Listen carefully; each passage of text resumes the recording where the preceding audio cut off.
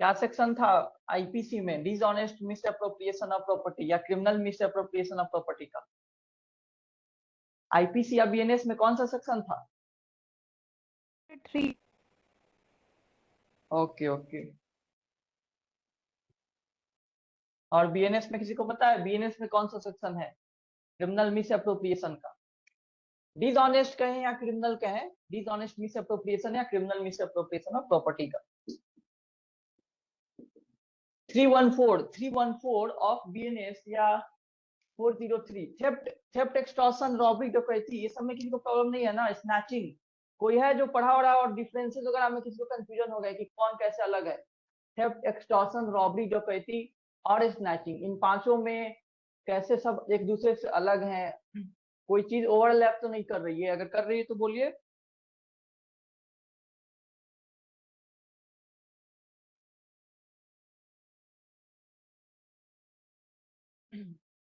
Sarika Sen.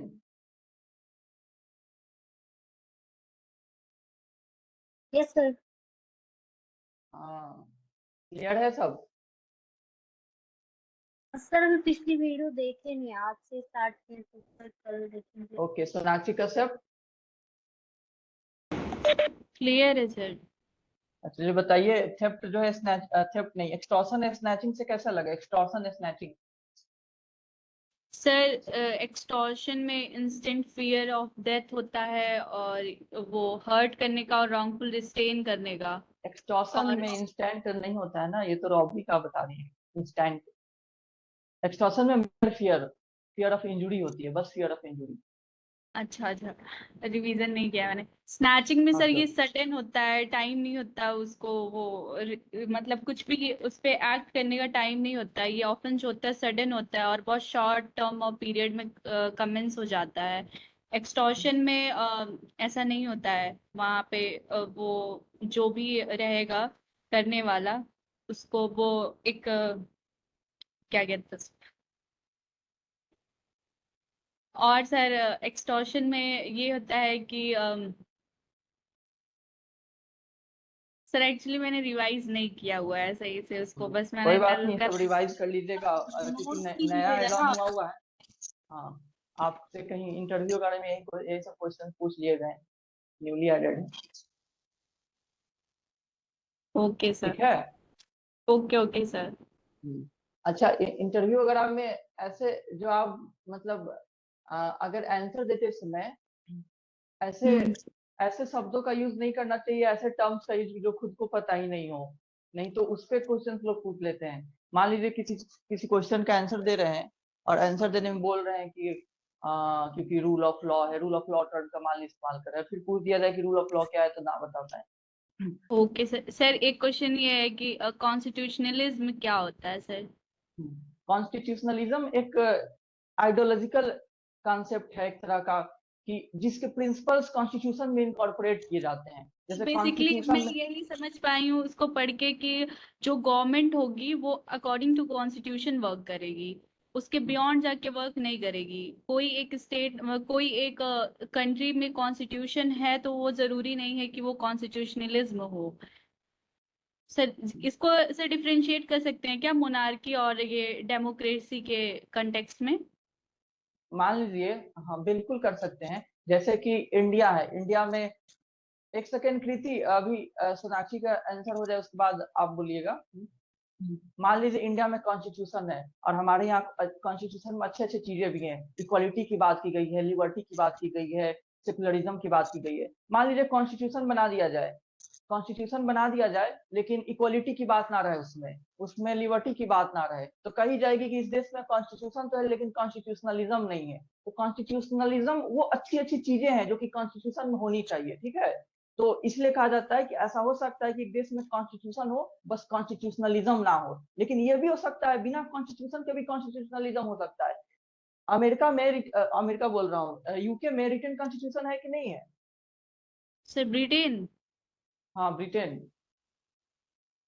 Sir वहाँ पे तो शायद नहीं है। अनरिटन कॉन्स्टिट्यूशन है ना, अनरिटन। अनरिटेन है। हाँ, तो ऐसे भी कंट्रीज होते हैं जहाँ पे भले ही लिखित रूप में कॉन्स्टिट्यूशन का प्रोविजन ना हो, लेकिन सारे प्रिंसिपल्स जो भी स्टैंडर्ड लीगल प्रिंसिपल्स हैं उनको फॉलो किए जाते हैं। नेचुरल जस्टिस के हो गए, एक्सेट्रा। तो ये कॉन्स्टिट्यूशनलिज्म हो गया कि बिना कॉन्स्टिट्यूशन के भी कॉन्स्टिट्यूशनलिज्म है, और कॉन्स्टिट्यूशन होते हुए भी कॉन्स्टिट्यूशनलिज्म नहीं हो सकता है। तो कॉन्स्टिट्यूशनलिज्म वो आइडियोलॉजिकल प्रिंसिपल्स हैं अच्छे अच्छे, फॉर एग्जाम्पल जैसे मैंने बताया इक्वालिटी का ये सब हो गया, अच्छे अच्छे फेयर ट्रायल होना चाहिए, ये सब होना चाहिए, मतलब जितने अच्छे चीजें की बात की जाए कॉन्स्टिट्यूशनलिज्म वो है, और वो होने चाहिए सारे कॉन्स्टिट्यूशन में। तो उन्हीं के प्रिंसिपल को कॉन्स्टिट्यूशन बना के एक तरह से एक्सप्रेसली रिकॉग्नाइज किया जाता है, अडॉप्ट किया जाता है कि हाँ हमारे देश में कॉन्स्टिट्यूशन है और हम इन अच्छे चीजों को अपने इनकॉर्पोरेट भी हुए हैं। लेकिन ऐसे भी देश हो सकते हैं जो कॉन्स्टिट्यूशन बनाए भी हुए हैं लेकिन सही से राइट्स नहीं देते हैं, लोगों के राइट्स को, लिबर्टी को सही से प्रोटेक्ट नहीं करते हैं। तो उन्हीं के बारे में कहा जाता है कि it is not necessary that everywhere जहाँ पे कॉन्स्टिट्यूशन है वहाँ कॉन्स्टिट्यूशनलिज्म भी हो जाए। और क्या बोल रही थी आप इस पे? नहीं, बस इतना ही पूछा था मैंने। सर हाँ सर कॉन्स्टिट्यूशनलिज्म को फिर एक इस एस्पेक्ट में भी तो देख सकते हैं ना, मतलब जितना आपके कॉन्वर्सेशन से समझ आया कि उसको फिर इस हाँ एस्पेक्ट में भी देख सकते हैं ना कि ये गवर्नमेंट के ऊपर एक लिमिट लगाने का काम करता है। बिल्कुल बिल्कुल लिमिट लगाने का काम करता। क्या हुआ कीर्ति मिश्रा? कीर्ति मिश्रा? हाँ हाँ आयुषी, बिल्कुल कॉन्स्टिट्यूशनलिज्म जो है वो गवर्नमेंट के ऊपर एक लिमिट लगाने का काम करता है। और यस सर। क्योंकि वो गुड प्रिंसिपल्स हैं जो कि होने चाहिए हर जगह पे, जहाँ पे जिस देश में नहीं होते हैं उनको सिविलाइज्ड नेशन नहीं माना जाता है। Those countries which do not follow the ideals of the constitutionalism are not considered as civilized nations, उनको uncivilized nations कहा जाता है। तो इसके प्रिंसिपल्स हर जगह होने चाहिए और अच्छे से फॉलो भी होने चाहिए। अब मान लीजिए कॉन्स्टिट्यूशन भी है लेकिन वो इतना स्ट्रांग और कॉम्पिटेंट नहीं है कि लोगों को राइट सही से इन्फोर्स करा पाए। जैसे हमारे यहाँ फंडामेंटल राइट दिए गए हैं तो उसके इन्फोर्समेंट के लिए तो बनाया गया है ना प्रोसीजर की, फंडामेंटल राइट को इन्फोर्स कराने के लिए आप डायरेक्ट सुप्रीम कोर्ट भी, हाई कोर्ट भी जा सकते हैं। कॉन्स्टिट्यूशनल रिमेडीज दिए गए हुए हैं जो 32 और 226 में भी है, ठीक है। तो ये बताती है कि हाँ जो इंपॉर्टेंट राइट्स है उसके इन्फोर्स के लिए हम स्पेशल मैकेनिज्म भी बनाए हुए हैं जो अच्छे से, ताकि गारंटीड रहे। राइट्स बस इंश्योर किया गया है वो काफी नहीं है, उसका सही से इन्फोर्समेंट हो वो भी जरूरी है। तो जो देश मान लीजिए रिकॉग्नाइज भी किए हैं लेकिन इन्फोर्स नहीं कर पाते हैं, किसी का राइट लिबर्टी वायलेट हो रहा है लेकिन रिमेडी नहीं मिल पा रहा है, तो भी कहा जाएगा कि देश जो है वो सही से नहीं फॉलो कर पा रहा है कॉन्स्टिट्यूशनलिज्म के प्रिंसिपल्स को, ठीक है। हाँ बोलिए कृति मिश्रा, क्या बोल रही थी आप? कुछ क्वेश्चन था क्या? वीडियो फ्रीजिंग, अच्छा वीडियो फ्रीज हो रहा है, ये सभी का हो रहा है क्या इधर गूगल मीट पर? उवैद, ज्योति, सुचेता, ऋचा?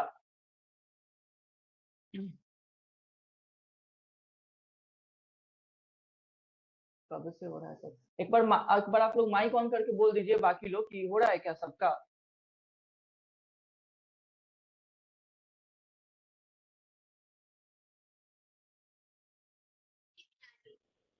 एक सेकेंड, फिर मैं एक बार रिज्वाइन कर लेता हूँ।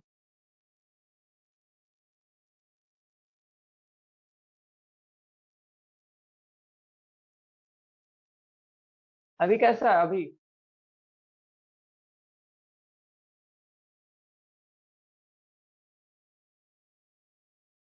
अब सही हुआ ऋचा, कल्पना? Okay okay. हाँ तो सोनाक्षी मैं ये बोल रहा था कि इंटरव्यू में जब चीजों को खुद से जो लाया जाता है ना, उन चीजों का जवाब पता होना चाहिए। Okay sir, okay. Shambhavi text ने रिवाइज नहीं किया था इसीलिए मुझे याद नहीं था, बाकी मुझे पीछे की चीजें याद है। हाँ, ऐसा कई बार होता है कि अच्छा आंसर बनाने के चक्कर में इंसान अच्छे अच्छे शब्द का यूज करता है कि हाँ अब मान लीजिए बोल रहे हैं कि ये क्या होनी चाहिए, नेचुरल जस्टिस के प्रिंसिपल्स फॉलो हो तो माना जाएगा सिविलाइजेशन। अब पूछ दिया जाए कि नेचुरल जस्टिस के प्रिंसिपल्स ही क्या है तो याद ना आए। सर एडमिनिस्ट्रेटिव फिर लॉ ये के जो ट्रायल बेसिक होता है ना प्रिंसिपल्स है ना वो नेशनल सब भी जस्टिस देखिए। में कि अपॉर्चुनिटी दी जाती है दोनों पार्टीज को अपनी बात रखने के लिए। हाँ क्या क्या है बताइए, क्या क्या है नेचुरल जस्टिस के प्रिंसिपल? एक तो ये बोल दिया आपने दोनों पार्टी को अपॉर्चुनिटी दी जाती, क्या कहा जाता है इस प्रिंसिपल को लॉ के लैंग्वेज में? नेचुरल जस्टिस में वो होता है सर ऑडियो ऑल्टम पार्टम कहते हैं ना सर। दोनों हाँ पार्टियों संभव, ये को ऑडियल बराबर ट्रम्प मौका मिला जाए सुनने के लिए। वही मतलब मैं बोल रहा हूँ बस कि इन चीजों का ना कुछ इतनी बेसिक चीजें होती हैं सर जिनका दूसरा ये हो सकता है ओपन कोर्ट में वो जजमेंट वगैरह प्रोनाउंस करने का, मतलब प्रोसीडिंग ओपन कोर्ट में हो, अगर सर्टेन एक्सेप्शंस को छोड़ दिया जाए आप तो। एक तरह से फेयर ट्रायल की बात कर रहे हैं। फेयर अच्छा, ट्रायल में वो सब आ जाता है, ओपन ट्रायल होना is a part of fair trial. Okay, fairness की बात कर रही हैं, फेयरनेस होनी चाहिए, ये भी नेचुरल जस्टिस से निकल के आया हुआ, लेकिन और भी जो कोर प्रिंसिपल्स है नेचुरल जस्टिस के, एक आपने बताया ऑडी अल्ट्रम पार्टम, मतलब everyone has right to be heard, सबको राइट है कि उसको सुना जाए, बिना सुने जजमेंट देना नहीं चाहिए किसी भी तरह के केसेस में, किसी भी तरह के केसेस में। दूसरा क्या और सर प्रिंसिपल ये है वाला नेचुरल जस्टिस? पॉइंट अक्यूज्ड के सामने सारी वो प्रोसीडिंग होनी चाहिए, ये फेयर ट्रायल का है क्या? एक्यूज के सामने सारी प्रोसीडिंग हो, बिल्कुल फेयर ट्रायल का वो पार्ट है, तो क्योंकि नेचुरल उसको सामने अच्छा है। क्या? सर एक नेमो जुडिक्स इन कॉसा सुआ वाला है, नो वन कैन बी जज इन इट्स ओन कॉज।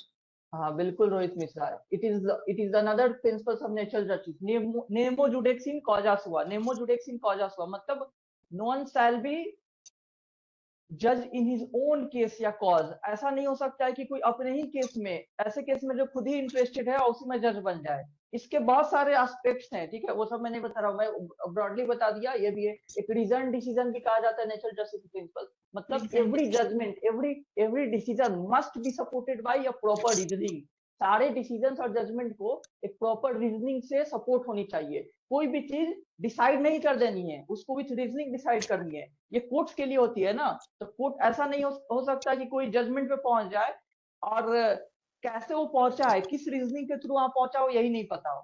तो ये हर जजमेंट में होनी चाहिए कि रीजन आप दे फिर जजमेंट पे पहुंचे, क्या रीजन है। तो रीजन डिसीजन, नेमो जुडेक्स इन कॉजा सुआ एंड ऑडी अल्ट्रम पार्टम are the three basic principles of natural justice, ठीक है। Okay sir. हाँ, तो ये सब भी रूल ऑफ लॉ देख लीजिएगा, एवी डाइसी का जो 3 प्रिंसिपल है रूल का, वो देख लीजिएगा, equality before law, supremacy of law क्या है। और कुछ क्योंकि एडमिनिस्ट्रेटिव लॉ से रिलेटेड जो बेसिक क्वेश्चंस होते हैं ना, वो कहीं भी पूछ लिए जाते हैं। Okay sir. और खास करके स्पेशली अगर पता हो, इससे क्या होता है ना कि अगर आपको आंसर पता हो तो आप अपने मतलब इसका मतलब पता हो इन चीजों का, तो आप अपने आंसर में इन चीजों का यूज कर सकते हैं। क्योंकि अगर पूछ लिए गए तो बहुत पॉजिटिव इम्पैक्ट होगा कि आपने बता दिया। मान लीजिए आपने आंसर देते हुए नेचुरल जस्टिस का प्रिंसिपल, तो उस तरह के क्वेश्चंस अगर हैं तो, या रूल ऑफ लॉ का यूज किया, फिर आपसे पूछ भी लिया गया बताइए रूल ऑफ लॉ, फिर आपने बता भी दिया अच्छे से, तो बहुत अच्छी बात है। इस तरह के तो कई बार इसी को कहते हैं सर अपने इंटरव्यू को अपनी तरह घुमाना, अपनी तरफ ले जाना। बिल्कुल डीके दुबे जी को कहते हैं। और मतलब ये बहुत ऐसे किया जा सकता है। कॉलेज में वाइवा वगैरह में तो इसके हम एक्सपर्ट हो गए हुए थे, ये जो मैं बता रहा हूँ ना, मैं हमेशा ही ये वाला कर देता था शुरू से लेकर अंत तक। फर्स्ट सेमेस्टर में एक हुसैन आरा केस का नाम आप लोगों ने सुना हुआ है कि नहीं, किससे किससे सुना हुआ है? हुसैन आरा खातून versus home secretary state of Bihar. Yes sir. Yes sir. बहुत लैंडमार्क केस है। इसमें इलीगल डिटेंशन की बात हुई थी कि समय से, अगर बहुत समय से ज्यादा तक कोई जेल में बंद रखा गया हुआ है, अगर ट्रायल में डिले हो रहा है तो उसको इलीगल डिटेंशन मान लिया जाएगा। अगर आधे समय से ज्यादा तक रखा गया, ऐसे ऐसे लोग बंद थे बिहार में जेल में, जो कि कन्विक्शन हो जाए ना तो जितना सजा होगी उससे ज्यादा समय वो लोग बंद थे, अंडर ट्रायल थे वो लोग प्रिजनर। फिर स्पीडी ट्रायल की बात हो गई कि स्पीडी ट्रायल आर्टिकल 21 का पार्ट है। फेयर ट्रायल की भी इसमें भी बात हुई थी। इंडिजेंट पर्सन की बात हुई थी कि जो गरीब होते हैं उनको स्टेट की तरफ से क्या किया जाएगा, पैसा दिया जाएगा, उसके स्टेट की तरफ से लॉयर रख के उनका केस लड़वाया जाएगा। तो फर्स्ट सेमेस्टर में मेरा यही था असाइनमेंट का टॉपिक प्रोजेक्ट का, और उस पे क्या थी प्रेजेंटेशन, मतलब वाइवा होने वाला था, viva Hussain Ara Khatoon versus home secretary state of Bihar. तो उस समय तक मैंने पढ़ा नहीं हुआ था बिल्कुल भी, यूजी के फर्स्ट सेमेस्टर की बात कर रहा हूँ, बीएलएलबी का। तो उस समय तो बिल्कुल भी नहीं पता था, मतलब क्या होता है केस के बारे में, तो इतना ही पता था कि इसमें इलीगल डिटेंशन की बात की गई थी, और दूसरा कि हेबियस कॉर्पस रिलेट कर रहा था, तो हेबियस कॉर्पस के बारे में मुझे बहुत अच्छे से पता था, हेबियस कॉर्पस के बारे में।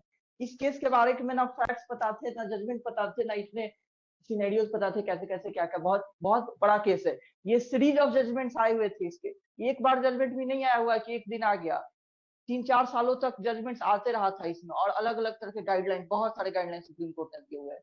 ये one of the most landmark judgment है इंडियन हिस्ट्री का। तो क्या था वाइवा में वाइवा में फिर मुझे लगा कि सर अच्छा होता कि हेवियस कॉर्पस के बारे में पूछ लेते, तो फिर हम बता देते, क्योंकि बाकी तो पता ही नहीं है कुछ भी कुछ भी कुछ भी। तो पहला सा क्वेश्चन जाने पर ये पूछे कुछ केस के बारे में बताओ, केस के बारे में।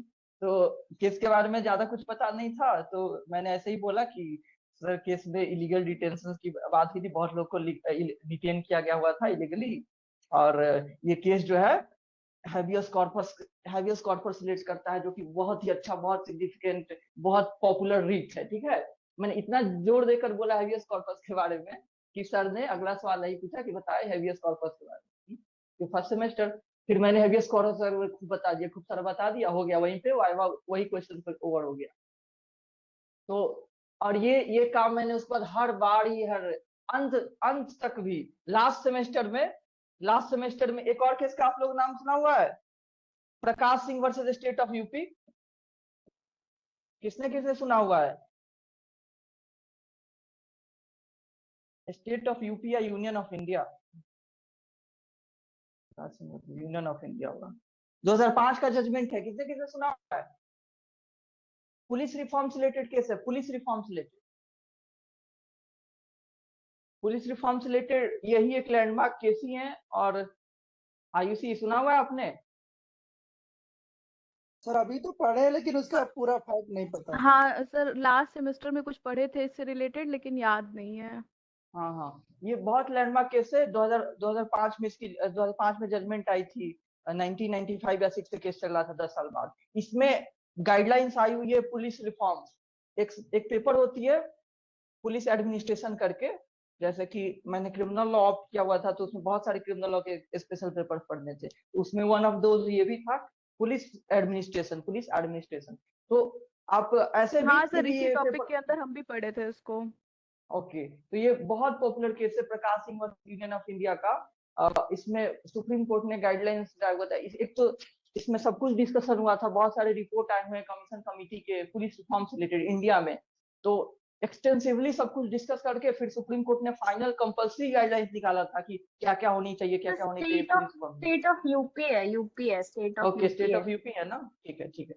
हाँ, मुझे भी कंफ्यूजन हो रहा था तो मैंने भी चेक किया, तो यूपी ही है। हाँ, मुझे भी पहले यूपी ही याद आया, लेकिन फिर मैंने यूनियन ऑफ इंडिया लिख दिया। तो बहुत सारे गाइडलाइंस, वो भी कंपल्सरी गाइडलाइंस थे, हाउएवर आज तक फॉलो नहीं हुए हैं। इस जजमेंट के गाइडलाइन जो हैं पूरी तरीके से आज तक फॉलो नहीं हुए हैं, क्योंकि स्टेट जो है वो पुलिस रिफॉर्म में ज्यादा इंटरेस्टेड नहीं रहती है, चाहती है हमेशा अपने कंट्रोल में रहे। कैसे स्टेट को, पुलिस को स्टेट से थोड़ा बहुत डिफरेंस लाया जाए, अलग किया जाए, पुलिस ज्यादा अकाउंटेबल बने और ज्यादा ट्रांसपेरेंट सिस्टम बने, इसके लिए था। तो ये था लास्ट सेमेस्टर में फिर वाइवा होने वाला था। ये मैं फर्स्ट और लास्ट एग्जांपल दे रहा हूँ, हुआ बहुत बार ऐसा, हर बार ही ऐसा। तो उसमें भी पुलिस रिफॉर्म एडमिनिस्ट्रेशन सब्जेक्ट था और वाइवा होने वाला था पूरा, कहीं से भी, पूरा सब्जेक्ट से ही। और फिर मैंने सोचा कि अगर मैम इसका गाइडलाइंस पूछ लेती इस केस का, तो सारे गाइडलाइंस याद थे, सारे के सारे, जो भी 10-12 गाइडलाइंस हैं, 7-8 गाइडलाइंस हैं, सारे गाइडलाइंस पूरा याद था। तो अब तक तो मैं एक्सपर्ट हो चुका था इस चीज का। मैंने अंदर जाने से पहले अपने फ्रेंड को था, जो दो एक साथ हो रही थी चैम्बर में, बोला कि मैम का पहला क्वेश्चन जो भी होगा, सेकंड क्वेश्चन तो यही होगा कि तुम गाइडलाइंस बताओ इसका। ठीक है, तो मैम ने पहला क्वेश्चन सच में अंदर जाने के बाद पूछा, कुछ तो पूछा उन्होंने किसी कमिटी कमीशन के बारे में, और क्योंकि मेरा प्रोजेक्ट टॉपिक था उसमें पुलिस रिफॉर्म ही था, लेकिन ओवरऑल बस ये केस नहीं था, उससे रिलेटेड कुछ क्वेश्चन पूछा। फिर ऐसा ही किया मैंने, उस पर 1-1.5 मिनट जो भी बोलना है बोल करके, इंड ऐसा करना है, इंड करते समय ना एक तो बहुत इम्फेटिकली चीजों को बोलना, इम्फेटिकली, क्योंकि ध्यान ना भी जाए तो ध्यान खींच लेना है उस टॉपिक पे जो सुनाना चाहते हैं स्पेशली, और वो कोई छोटी मोटी तो है नहीं, बहुत पॉपुलर केस है, और लास्ट में उसको बोलना है, लास्ट में बोलना और बहुत जोर दे करके बोलना। तो सच में ये उसमें भी काम आ गया। और मैम ने अगला क्वेश्चन यही पूछा कि प्रकाश, मैंने वो ऐसे ही किया कि बहुत बहुत ही जो fantastic guidelines in the Prakash university union of India, उस चीज पर ऐसे लाकर वर्क किया था कुछ। तो फिर अगला क्वेश्चन सच में वही आया कि गाइडलाइंस बता दो, फिर मैंने सारे गाइडलाइंस बता दिए थे।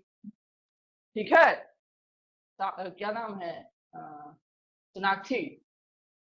यस सर, यस सर, हम लोग फॉलो करेंगे इसको। तो ये हर वक्त नहीं अप्लाई हो सकता है, लेकिन मे भी ये वर्क कर सकता है ऐसा चीज, क्योंकि मेरे साथ तो हमेशा ही वर्क किया हुआ है जानबूझ करके। लेकिन इसका टेक्निक बस दो ही यूज करते थे कि पहला जो भी क्वेश्चन पूछ रहे हैं उसमें अपना जो जिस चीज पे स्ट्रांग है, जो बताना है, जो चाहते हैं, स्ट्रांग होने से भी नहीं मैटर करता है, मैटर करता है जो फिर चीज हम लोग केस में इम्प्रेस कर वो सकती है। क्योंकि हम लोग हाँ, से पूछा जाएगा, मतलब प्रोबेबल है कि आप अपना जो सब्जेक्ट बताना चाहते हो वो बताएं, तो फिर वो बताएंगे, फिर उसमें से उन्होंने जो भी क्वेश्चन पूछेंगे फिर हम लोग उसको हाईलाइट कर सकते हैं बाद में कि हम यही हाँ, बताना क्योंकि ऐसे चाहते हैं। मौके मिलते हैं, ऐसे मौके हर जगह मिलते हैं जहाँ पे आपके वर्ड से क्वेश्चन पूछ लिए जाते हैं, आप जो आंसर दे रहे हैं ना उसमें से क्वेश्चन निकालना। तो ऐसा कोशिश करिए जो क्वेश्चन निकाल रहा है उसको और ज्यादा अच्छे से आंसर दे दे, क्योंकि वो और इन्फ्लुएंसिंग हो जाता है। और ऐसी चीजें यूज करना जो कि इन्फ्लुएंशियल है, कि इम्पोर्टेंट है, कि कोई केस का रिफर कर दिए जिसके बारे में पता है, कोई ऐसे प्रिंसिपल का बीच में रेफरेंस ला दिए जो कि जान करके कोई भी होगा, हाँ इसको ये भी पता है, इसको ये भी पता है और अच्छे से पता है। तो ये जानबूझ करके लाना था कि कोई पूछ दिया तो अच्छी बात है, आप उसको और इम्प्रेस करेंगे, ना पूछा तो कोई बात नहीं। तो उस पर थोड़ा जोर दे करके बोलना और लास्ट में बोलना, क्योंकि पहले आपने बोल दिया है फिर इंसान लगातार सुन रहा होता है ना। तो ऐसा तो है नहीं कि आप जहाँ इंड कर रहे हैं तो उसको शुरू का पोर्शन याद है, तो इंड के समय में उसका यूज करना ताकि आप अपना आंसर कवर करें उस चीज को, ताकि वो याद रहे, ध्यान में रहे कि उसी चीज पूछ रहे। Okay sir. डीके दुबे, ठीक है? हाँ, ओके ओके, चलिए हम लोग आप लोग सुन रहे हैं कृति मिश्रा और कल्पना वैस, रीचा। ओके ओके, ये बहुत ही आउट ऑफ सिलेबस चीज हम लोग देख रहे हैं, लेकिन अब आते हैं वापस हम। Dishonest misappropriation of property, dishonest misappropriation of property नाम से ही है कि डिसऑनेस्टली क्या कर दिया जा रहा है, प्रॉपर्टी को मिसअप्रोप्रिएट कर दिया जा रहा है। टर्म कई सारा है, डिसऑनेस्ट कुछ टर्म है, मिसअप्रोप्रिएशन टर्म है, प्रॉपर्टी तो है ही है। 403 आईपीसी 314 बीएनएस का डील करता है। ठीक है, किसी के प्रॉपर्टी को लेकर के उसको मिसअप्रोप्रिएट कर देने के लिए एक ऑफेंस बनाया गया हुआ है। तो सबसे पहले हम समझते हैं टर्म को मिसअप्रोप्रिएशन और कन्वर्जन। मिसअप्रोप्रिएशन और कन्वर्जन, तो मिसअप्रोप्रिएशन क्या होता है? मिसअप्रोप्रिएशन एक तो होता है अप्रोप्रिएशन ही है, मिसअप्रोप्रिएशन से अप्रोप्रिएशन आप निकाल सकते हैं। किसी चीज को यूज करना, अप्रोप्रिएट करना को अप्रोप्रिएशन कहेंगे। मेरे पास खाना है, मैं उसको खाऊंगा, मैं उसको अप्रोप्रिएट करूंगा। मेरे पास पैसे हैं 10,000, तो मैं इसको खर्च करूंगा ना, I will appropriate the money as per my need. अपनी जरूरत के हिसाब से मैं अपने पैसों का यूज करूंगा, मैं अपने प्रॉपर्टी का यूज करूंगा। These all are the examples of appropriation. ये सब अप्रोप्रिएट कर रहे हैं हम अपने अपने यूज के लिए, प्रॉपर्टी अप्रोप्रिएट कर रहे हैं। लेकिन मिस अप्रोप्रिएशन है, लेकिन यानी कि गलत रूप से किसी चीज को अप्रोप्रिएट किया जा रहा है, किसी चीज को अप्रोप्रिएट किया जा रहा है गलत रूप से, उसी को मिस अप्रोप्रिएशन कहेंगे। यानी कि ऐसे चीज जो मुझे मिलनी नहीं चाहिए मैं रख ले रहा हूँ, जिससे मुझे अधिकार नहीं है मैं रख ले रहा हूँ, या यूज ऐसे होना है मैंने यूज उसको ऐसे किया, इस पैसे को मुझे देने ए को है, दे दिया बी को, मैंने मिस अप्रोप्रिएट कर दिया। यूज करना है ना, तो खरीदना है मुझे उससे क्या खरीदना है, खाना पीना खरीदना है, मैं इसको क्या कर दिया, नशे की चीज खरीद दिया, मिस अप्रोप्रिएट कर दिया मैंने चीजों को। ठीक है, तो मिस अप्रोप्रिएट का मतलब बहुत ब्रॉडर टर्म है कि किसी चीजों को हम उस तरह का यूज में ला दें जो जिसके लिए वो था नहीं। Using something, using some money, property in such a manner which was not intended for, नहीं, जो कि इंटेंशन नहीं था, जो कि यूज करना नहीं था, उस चीज के लिए यूज कर देने को मिस अप्रोप्रिएशन कहते हैं। अब किसी का पैसा हो, किसी का प्रॉपर्टी हो और सेल्फ पर्पज के लिए यूज कर लिया जाए, सेल्फ पर्पज के लिए, तो ये मिस अप्रोप्रिएशन होगा, क्योंकि पैसे किसी और के हैं, मैं अपने लिए कैसे यूज कर सकता हूँ। ठीक है, या किसी के लिए भी, किसी का पैसा है यूज होना है फॉर डिसाइडेड पर्पज, जरूरी नहीं है खुद के लिए। डिसाइड किया गया है कि इस पर्टिकुलर पर्पज के लिए यूज करना है और हमने किसी और चीज के लिए यूज कर दिया, अदरवाइज यूज कर दिया, वो भी मिस अप्रोप्रिएशन हो गई। यानी कि किसी के प्रॉपर्टी को या मैंने खुद रख लिया, कोई यूज नहीं किया, किसी का प्रॉपर्टी है, पैसे है, मैंने उसको लेकर के रख लिया, तो इसको क्या कहेंगे? इसको भी कहेंगे मिस अप्रोप्रिएशन। या मैंने किसी और के काम में यूज कर दिया, वो भी हो गया मिस अप्रोप्रिएशन।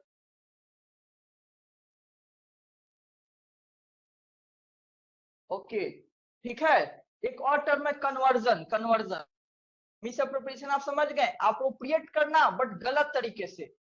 खुद भी यूज कर सकते हैं, किसी और के लिए भी यूज कर सकते हैं, या बस रख भी सकते हैं, लेकिन उस चीजों के लिए हम इंटाइटल्ड नहीं थे, दैट्स व्हाई मिस वर्ड लगा हुआ है इसमें। नहीं तो अप्रोप्रिएशन तो एक अच्छा टर्म है कि चीजों को अप्रोप्रिएट किया जा सकता है। Appropriation for good purpose in good way is not miss appropriation, but appropriation in some illegal manner in some manner for which I am not entitled is called misappropriation। ठीक है। दूसरा टर्म है conversion.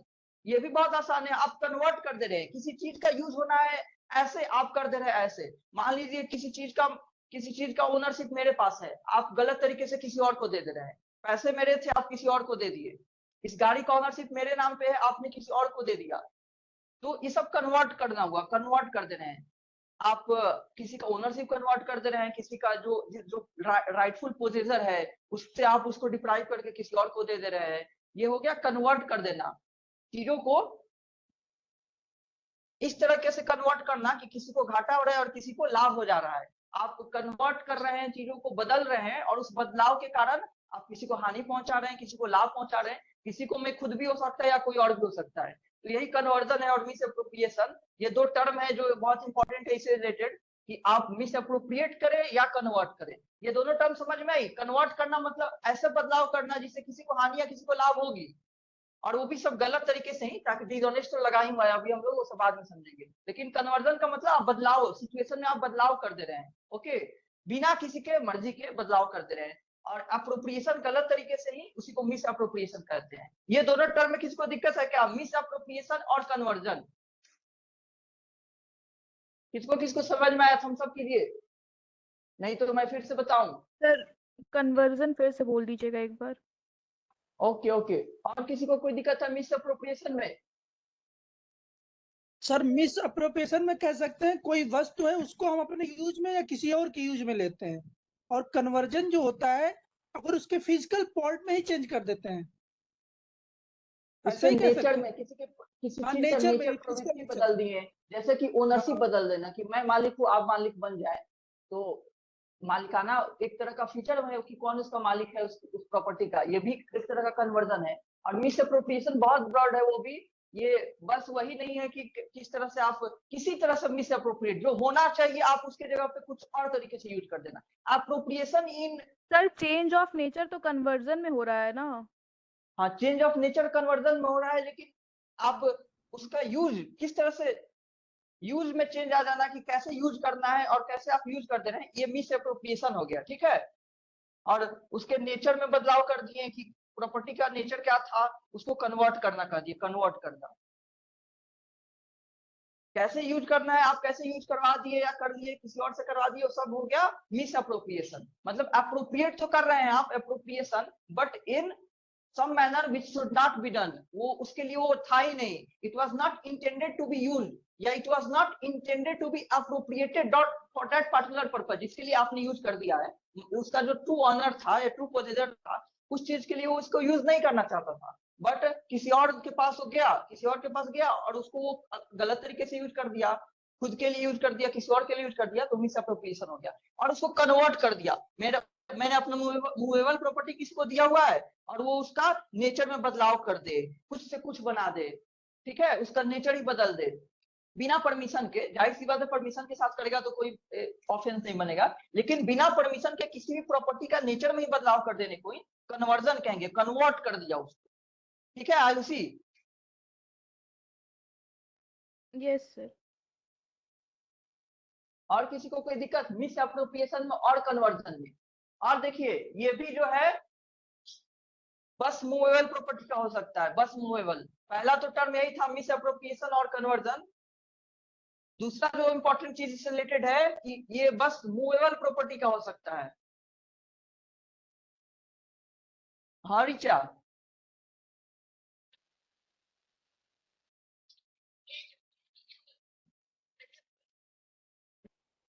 क्योंकि सब होने का purpose यही है कि या तो खुद के काम में वो यूज करेगा या किसी और के लिए भी। ओन का मतलब बस खुद ही नहीं होगा यहाँ पे, और किसी के यूज के लिए भी। मिस अप्रोप्रिएट या कन्वर्ट किया जाता इसीलिए है कि उससे मैं अपने खुद को फायदा कर लूं या किसी और को फायदा करा दूं। जो राइटफुल ऑनर पोजेसर है उसका नहीं, खुद का फायदा या किसी और का, इसलिए ओन यूज लिखा हुआ है। क्योंकि अभी हम लोग पढ़ेंगे कि इसका पर्पज क्या है, ये डिसऑनेस्ट मिस अप्रोप्रिएशन होके अभी करते हैं क्या। अभी हम लोग एक एक एलिमेंट करके बढ़ रहे हैं तो ओन यूज वाला चीजें आएंगी, ठीक है। ओके ओके, दूसरा हो गया मूवेबल प्रॉपर्टी। ये हम लोग पढ़ चुके हैं थेफ्ट में हम लोग मूवेबल प्रॉपर्टी पूरा पढ़ चुके हैं, वही चीजें सब यहाँ पे अप्लाई होंगी। अब जो है इंटेंजिबल चीजें भी आ गई हैं, इंटेंजिबल चीजें भी मूवेबल प्रॉपर्टी में आ गई हैं। अब जो है आपके पास किसी का इंपॉर्टेंट इंटेलेक्चुअल प्रॉपर्टी राइट से रिलेटेड चीजें हैं और उसको आप मिस अप्रोप्रिएट भी कर सकते हैं। पहले भी होते थे लेकिन अब बीएनएस के अंडर भी हो सकती है, ठीक है। तो पेटेंट एक इंटेंजिबल एसेट है, इंटेंजिबल एसेट, उसको आप मिस अप्रोप्रिएट कर दे रहे हैं। पेटेंट राइट को आप मिस अप्रोप्रिएट कर दे रहे हैं, तो ये भी एक मिस अप्रोप्रिएशन बीएनएस के अंडर बन जाएगा। पहले जो थी बस मूवेबल, कोई भी मूवेबल प्रॉपर्टी है जिसको हम फिजिकली कैरी ऑन कर सकते हैं, फिजिकली टेक आउट कर सकते हैं, वैसे प्रॉपर्टी को मूवेबल पहले मानी जाती थी। तो उनका यूज कर लेना, उनको मिस अप्रोप्रिएट कर देना पहले आता था आईपीसी में। लेकिन बीएनएस में अब इंटेंजिबल एसेट्स भी आ चुके हैं, यानी कि इनकॉर्पोरेट प्रॉपर्टी का भी क्या हो सकता है, डिसऑनेस्ट मिस अप्रोप्रिएशन हो सकता है, मिस अप्रोप्रिएशन हो सकता है। ओके, तो मूवेबल प्रॉपर्टी हम लोग पहले पढ़ चुके हैं, पता है ना आप लोग को। थेफ्ट वाली, जो थेफ्ट की क्लास नहीं की होगी वो देख सकता है डिटेल में।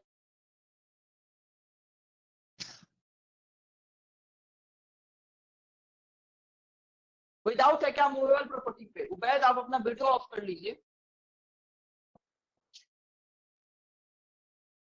किसी को सर कोई थोड़ा डाउट सा है? नेटवर्क इशू हो रहा है क्या आपकी तरफ से? बाकी लोग बताएंगे। डीके दुबे संभव क्या नेटवर्क इशू हो रहा है मेरी तरफ से? क्योंकि हाँ मेरी तरफ से सर, नेटवर्क वीडियो कभी कभी स्टेज हो जा रही है और थोड़ा ब्लरी भी, और अभी तो आप दिख भी नहीं रहे हैं। अच्छा,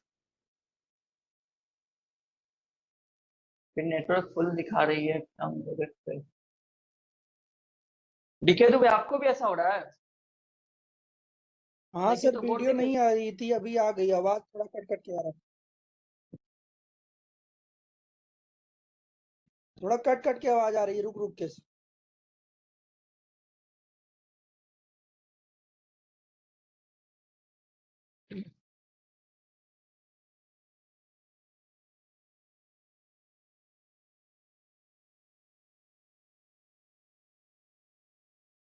सही है, दिख रही है अभी? हाँ सर अब ठीक है। ओके, फिर प्रॉब्लम होगी तो आप लोग बोलिएगा, क्योंकि नेटवर्क पूरी दिख रही है इधर की है ऐसे। ओके चलिए हम लोग तीसरा पॉइंट,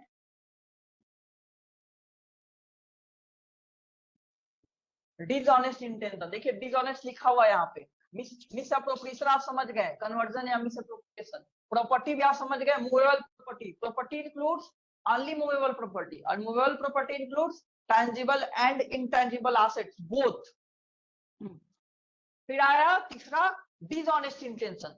इंटेंशन जो है, जो एक्यूज होनी चाहिए वो डिसऑनेस्टली एक्ट किया हुआ रहना चाहिए, डिसऑनेस्टली एक्ट किया हुआ रहना चाहिए। अब डिसऑनेस्टली क्या होता है हम लोग कई बार डिस्कस कर चुके हैं। उसका कोई लीगल राइट टाइटल नहीं होना चाहिए उस प्रॉपर्टी पे, एक्यूज का उस प्रॉपर्टी पे लीगल राइट टाइटल नहीं होना चाहिए। वो ऐसा एक्ट कर रहा है जैसे किसी को राइटफुल रॉन्गफुल लॉस हो रहा है और किसी को रॉन्गफुल गेन हो रही है, ठीक है।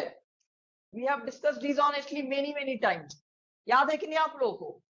अभी हम लोगों ने थेफ्ट पढ़ते समय भी किया था डिस्कस, उससे पहले डेफिनेशन पढ़ते समय, याद है सबको? Yes sir. ओके, आपको इंटेंट होना चाहिए। The accused must have intent to deprive the rightful owner. Rightful owner से उस प्रॉपर्टी को डिप्राइव करने का इंटेंशन होना चाहिए। इसी को तो डिसऑनेस्ट इंटेंशन कहा जा रहा है। स्पेशली टर्म दिया गया है डिसऑनेस्ट इंटेंशन। एक्यूज का इंटेंशन है कि जो राइटफुल ऑनर है उसको डिप्राइव कर दे उसके प्रॉपर्टी से, ठीक है। और डिप्राइव जैसे ही करेगा क्या हो गया, उसको रॉन्गफुल लॉस करा दिया, खुद को रॉन्गफुल गेन करा दिया या किसी और को रॉन्गफुल गेन करा दिया। तो ये जरूरी है किसके लिए, डिसऑनेस्ट इंटेंशन किसके लिए जरूरी है, ये जरूरी है क्रिमिनल मिसअप्रोप्रिएशन ऑफ प्रॉपर्टी के लिए। ये एक्यूज जो है डिसऑनेस्टली एक्ट किया हुआ हो, मतलब इस तरीके से एक्ट किया हो कि which caused wrongful loss to somebody and which caused wrongful gain to somebody। Okay, अब जो है प्रॉपर्टी जो मिसअप्रोप्रिएट हो रही है तो वही या तो खुद के यूज के लिए हो सकती है या किसी और पर्सन के भी यूज के लिए हो सकती है। खुद का यूज कीजिए या किसी और, या बस रख लीजिए। किसी का प्रॉपर्टी आपने लिया, आपके पास दिया हो कि हाँ कुछ दिन के लिए रखो, तुम दे देना, किसी भी काम के लिए, बस इंट्रस्टमेंट नहीं हुआ है, क्योंकि इंट्रस्टमेंट हो गया तो सेम चला जाएगा ब्रीच ऑफ ट्रस्ट में। आपके पास प्रॉपर्टी आया और जब आया तो कोई आपका डिसऑनेस्ट इंटेंशन नहीं था। When the property comes into the possession of the accused person, then he had no dishonest intention। लेकिन बाद में आपने डिसऑनेस्ट इंटेंशन डेवलप किया और आपने सोचा कि अब हम देंगे ही नहीं, ठीक है। आपके दोस्त ने आपको किताब दिया कि पढ़ के लौटा देना, आपने भी इसीलिए लिया कि हम पढ़ के लौटा देंगे, फिर आपने सोचा कि अब हम देंगे ही नहीं, अब हम अपना बुक देंगे ही नहीं दोस्त को, तो क्या हो जाएगा, या आपने मिसअप्रोप्रिएशन ऑफ प्रॉपर्टी हो जाएगा। आपने डिसऑनेस्टली अपने दोस्त की प्रॉपर्टी को मिसअप्रोप्रिएट कर लिया, आपने खुद के यूज में अब रख लिया, अब आप देंगे ही नहीं, तो खुद के पास रख लेना या खुद के यूज में ला लेना। पैसे दिए हुए थे कि लौटा देना, आपने उसको यूज कर दिया, आपने उसको एक्सपेंड कर लिया, यूज कर लिया खुद के लिए, हो गया डिसऑनेस्ट मिसअप्रोप्रिएशन। दिया हुआ था कि तुम ए को देना, तुमने बी को दे दिया, ये भी हो गया डिसऑनेस्ट मिसअप्रोप्रिएशन, क्योंकि यूज होना था पर्टिकुलर मैनर में, आपने दूसरा वे में यूज कर दिया। ये सारे वे में मिसअप्रोप्रिएशन हो सकती है, चाहे खुद रख लें, यूज कर जाए, मतलब आपने उसको यूज करके खत्म कर दिया या किसी और को दे दे, सारे एग्जांपल्स है डिसऑनेस्ट मिसअप्रोप्रिएशन के, ठीक है रिचा। ओके ओके, तो कोई पैसा दिया हुआ है आपको और आप अपने बेनिफिट के लिए यूज कर ले, तो होगा कि नहीं डिसऑनेस्ट मिसअप्रोप्रिएशन। ओके, आपको मैं मोबाइल दूं कि आप जाके कृति मिश्रा को दे दे और आपने खुद के पास रख लिया, तो होगा मिसअप्रोप्रिएशन। यस सर होगा। और किसी और को दे दिया, आपने कृति मिश्रा को छोड़ करके कल्पना वाइस को दे दिया, तब होगा मिसअप्रोप्रिएशन। तब भी होगा सर। और आपने बेच करके उससे पैसे कमा लिए, तब होगा मिसअप्रोप्रिएशन। तब भी होगा सर। ओके ओके, तब तो आप एक्सपर्ट मिसअप्रोप्रिएटर बन गई हैं इतना मिसअप्रोप्रिएशन करके, ठीक है। चलिए अब आप लोग बेयर एक्ट निकालिए, कुछ एक्सप्लेनेशन दिए हुए हैं वो देख लिया जाए। बहुत ही आसान है ये ट्रस्ट और मिसअप्रोप्रिएशन। ये तो कई बार शॉर्ट आंसर में आते हैं, लॉन्ग आंसर नहीं, शॉर्ट आंसर्स में मेंस में पूछे जाते हैं। ये डिसऑनेस्ट मिसअप्रोप्रिएशन, ज्यादातर क्वेश्चन वही कि उसमें और ट्रस्ट में आंसर डिफरेंस बता दे कि dishonest misappropriation property breach of trust से कैसे अलग है, ये बता दें, तो आप दोनों को एक्सप्लेन करके दोनों का डिफरेंसेस बता देंगे। ये आसान टॉपिक है, बहुत ज्यादा इसमें पढ़ना है नहीं। चलिए एक्सप्लेनेशन दिया हुआ, ये तो आपने डेफिनेशन का टर्म समझा, मिसअप्रोप्रिएशन क्या होता है, डिसऑनेस्ट क्या हो सकता है, प्रॉपर्टी क्या होता है, किस चीज के लिए यूज होता है। एक्सप्लेनेशन दिया हुआ है 314 सेक्शन में, देखिए section 314 dishonest misappropriation of property, उसका एक्सप्लेनेशन 1 लिखा हुआ है कि a dishonest misappropriation for a time only को अंडरलाइन कर लीजिए, is a misappropriation within the meaning of this section। लिखा हुआ है कि एक बार के लिए भी अगर मिसअप्रोप्रिएशन किया जाए तो वो भी इस सेक्शन के अंडर में ऑफेंस क्रिएट कर देगा, ऑफेंस कॉन्स्टिट्यूट कर जाएगा। यानी कि अगर आपने जो मिसअप्रोप्रिएट किया हुआ है वो टेम्पोररी नेचर का हो, ये सेक्शन, ये एक्सप्लेनेशन बताता है कि even temporary misappropriation is a misappropriation under this particular section. Temporary misappropriation, मान लीजिए मैंने रिचा को पैसा दिया 10,000 कि जाओ मेरे अकाउंट में जमा कर दो, मेरे बैंक अकाउंट में जमा कर देना। अब रिचा ने सोचा कि जमा तो मुझे 10,000 करना ही है, अकाउंट कर दूंगा। मैंने बोला आज जाके जमा कर दो, उसने सोचा जमा तो कर ही देंगे, लेकिन क्या करते हैं कि 4-5 दिनों के लिए इसको हम इससे हम कुछ पैसे और बना लेते हैं, उसका कुछ यूज कर लेते हैं। कई लोग कहीं इन्वेस्ट करके पैसे कमा लेते हैं, कुछ करके कमा लेते हैं। तो मैं इससे कुछ दिन सट्टा खेल लेती हूँ, सट्टा खेल के कुछ पैसे कमा लूंगी तो कुछ मेरा भी हो जाएगा और मेरा तो जमा कर ही देंगी। आपका इंटेंशन था कि मेरा जमा कर देंगी, लेकिन अभी नहीं। आप सोच रही है कि मैं 5 दिन बाद मेरा जमा कर दूंगी बैंक अकाउंट में, तब तक मैं इसको यूज करती हूँ कुछ और पैसे कमाने में, या इसका यूज करती हूँ अपने किसी भी काम में। तो क्या ये मिस अप्रोप्रिएशन होगा? यस सर, मिस एप्रोप्रिएशन होगा। ओके ओके, तो रीचा जो भी करेगी वो मिस अप्रोप्रिएशन होगा ही होगा, ठीक है। तो ये भी होगा टेम्पोररी मिस अप्रोप्रिएशन, टेम्पोररी। आपका इंटेंशन परमानेंट नहीं था, आपका इंटेंशन ये नहीं था कि आप पैसे रख ले हमेशा के लिए। You had intention to use my property for temporary purposes. Temporary purpose के लिए आपको यूज करने का इंटेंशन था, वो भी डिसऑनेस्टली। आप अपने काम के लिए यूज करना चाहती थी, और वो काम जो मुझे पता नहीं है, जिसके लिए मैंने डायरेक्ट नहीं किया हुआ है, आपने अपने मन से उसको अपने काम के लिए उसको यूज किया। कुछ समय के लिए ही क्यों ना किया, लेकिन वो भी मिस अप्रोप्रिएशन हो जाएगा। तो ये एक्सप्लेनेशन बताता है कि इवन टेम्पोररी मिस अप्रोप्रिएशन वो भी एक मिस अप्रोप्रिएशन माना जाएगा, और चाहे वो शॉर्ट पीरियड के लिए क्यों ना हो सकता है वो शॉर्ट पीरियड के लिए आपने मिस अप्रोप्रिएट किया हुआ है, लेकिन बिना आपने उसके ऑनर के कंसेंट के आपने उसका यूज किया, मिस अप्रोप्रिएट किया खुद के कामों के लिए। परमानेंटली आपने डिप्राइव नहीं किया, नहीं परमानेंटली डिप्राइव करने का इंटेंशन था आपका, फिर भी आपने ऑफेंस कंस्टिट्यूट किया अंडर दिस पर्टिकुलर सेक्शन। समझ में आया ये एक्सप्लेनेशन सबको? ये एक्सप्लेनेशन उबैद, सुचेता, आपको समझ में आया? Sucheta, Rohit, okay. Yes sir, आ गया। क्या हमें समझ में आया कि टेम्पोररी मिस अप्रोप्रिएशन भी एक सही मिस अप्रोप्रिएशन है इस सेक्शन के अंडर में, यानी वो भी एक ऑफेंस है जो कि इसके एम्बिट में आता है। मतलब इसका बचाव बड़ा सीमित है सर। मतलब अगर मुझे आज दिया गया कि आज मेरे अकाउंट में जमा कर दो, और मैं अकाउंट के लिए निकला और रास्ते में मेरा ऐसा कोई इंटेंशन बदला कि नहीं कल जमा कर दूंगा। मुझे लग रहा है आपको क्वेश्चन में समझ गया कि आप बोल रहे हैं, देखिए ये आप बोलना का चाहते हैं कि मैं उसको लेट कर दिया वो सब मिस अप्रोप्रिएशन नहीं है। मिस अप्रोप्रिएशन मैंने एग्जांपल दिया, रीचा ने अपने काम यूज कर लिया, गलत तरीके से यूज कर लिया, कुछ अपने यूज में, जरूरी नहीं गलत तरीके से, सही तरीके से, लेकिन अपने लिए मैं दिया। तो ये तो नहीं सोच रहा था कि उस पैसे का वो कुछ ऐसा यूज करेंगी। मैंने बोला आज जमा किया, आज ना करे वो कल भी करे, कोई ऐसी कंटिजेंसी आ गई जिसको आज ना जमा कर पाए, तो मिस अप्रोप्रिएशन नहीं होगा।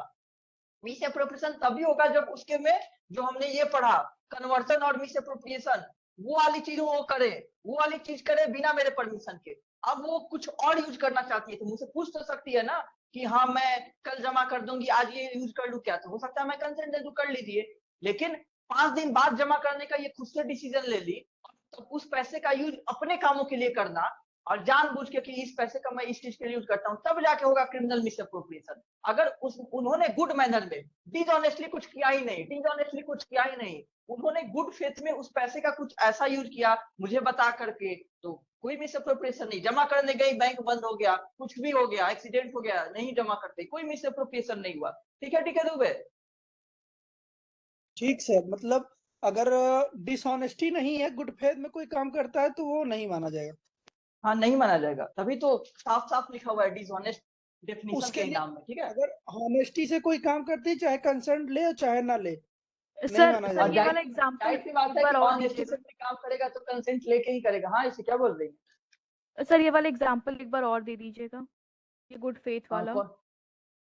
हाँ, गुड फेथ वाला। देखिए, गुड फेथ करने का मतलब ये है, यानी ऑनेस्ट इंटेंशन के साथ काम करने का मतलब ये है कि आप, हो सकता है कि जो आपको दिया गया कि ये करो, इस पैसे इस बुक का ये करो। अब जैसे कि आपको बुक लौटानी थी, मैंने बुक दिया हुआ था अपने दोस्त को, उसको लौटानी थी मंडे को नहीं लौटा पाया, ट्यूसडे को लौटा रहे थे, क्या डिसऑनेस्ट मिस अप्रोप्रिएशन हो गया? नहीं हुआ, क्योंकि गुड फेथ में वो रखे रह गया अपने पास। इवन रखे क्या रह गया, अपने दोस्त को दे दिया पढ़ने के लिए, फिर मुझे बता दिया कि नहीं मैं आज नहीं, अपने दोस्त को दे दिया हूँ, 2 दिन बाद लौटा दूंगा।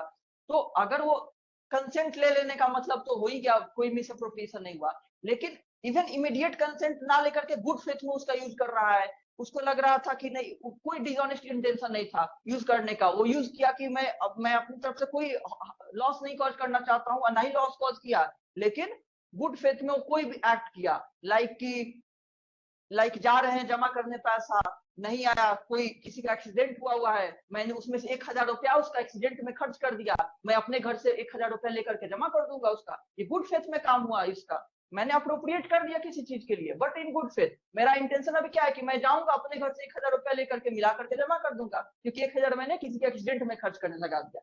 तो यहाँ पे अप्रोप्रिएट कर दिया गया किसी और चीज के लिए, but is there any dishonesty? क्या मेरा इंटेंशन था, क्या जो पर्सन एक्ट कर रहा था उसका इंटेंशन था किसी को रॉन्गफुल लॉस करने का, किसी को रॉन्गफुल गेन करने का? नहीं, कोई डिसऑनेस्टली इंटेंशन नहीं था। इसीलिए डिसऑनेस्टली टर्म का लिखना जरूरी है, और बताया गया कि गुड फेथ में अगर कुछ किया गया है तो नहीं होगा, there must be dishonest intention.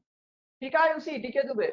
तो फिर सर ये भी तो हो सकता है ना कि अगर कोई किसी को कुछ सपोज कोई पैसे देता है, ये कुछ टाइम तक रखे रहो, 1 महीने या 2 महीने ऐसे कुछ के लिए, और उसके बाद फिर हमको वापस कर देना, और वो 1 या 2 महीने में वो उस पैसे को मतलब जिसको वो दिया रहता है वो उस पैसे को किसी और काम के लिए यूज करता है, मतलब उसे ये पता है कि हाँ 2 महीने बाद अगर हमको देना है तो हम दे देंगे, पर उस 2 महीने के बीच में वो उससे कुछ काम कर लेता है, और फिर 2 महीने बाद उसको जब चाहिए होता है, मतलब जिस भी डेट को देना होता है वो दे देता है उसको, तो फिर ये क्या होगा, ये ऑनेस्ट इंटेंशन में आ जाएगा फिर? हाँ, ये मिसअप्रोप्रिएशन नहीं होगी, क्योंकि आपने खुद बोला कि 2 महीने बाद देने और पैसे देने हैं। पैसे कोई और प्रॉपर्टी नहीं है, ये उस तरह का प्रॉपर्टी नहीं है कि कोई यूज कर ले तो उसकी वैल्यू कम हो जाएगी, वैल्यू कम नहीं हो रही है। पैसे वो नोट दे या कोई और नोट दे, बात वैल्यू सेम ही रहेगी। 2 महीने बाद लौटा दिया, उसी समय लौटा दिया, कोई ऑफेंस नहीं कंस्टिट्यूट हुआ, कोई ऑफेंस। और अगर यहाँ पे कोई पैसे की जगह पे कोई प्रॉपर्टी होती तो फिर वो क्रिमिनल हाँ। मिसअप्रोप्रिएशन हो जाता। हाँ, अगर प्रॉपर्टी होती, बताया गया है कि आपको ये यूज में करना है और आपने उसको कोई और यूज में कर दिया, किसी को अगर दे दिया। प्रॉपर्टी है और कोई कुछ यूज कुछ नहीं बताया तब भी तो हो जाएगा ना, क्योंकि फिर तो वो मतलब उसको रखने के लिए दिया होगा और वो उसको यूज करने लगेगा। बिल्कुल बिल्कुल, अगर बस रखने को भी दिया है वो भी तो बताना ही हुआ ना कि तुमको हाँ यूज नहीं करना है, बस तुमको yes, कस्टडी दे रहे हैं।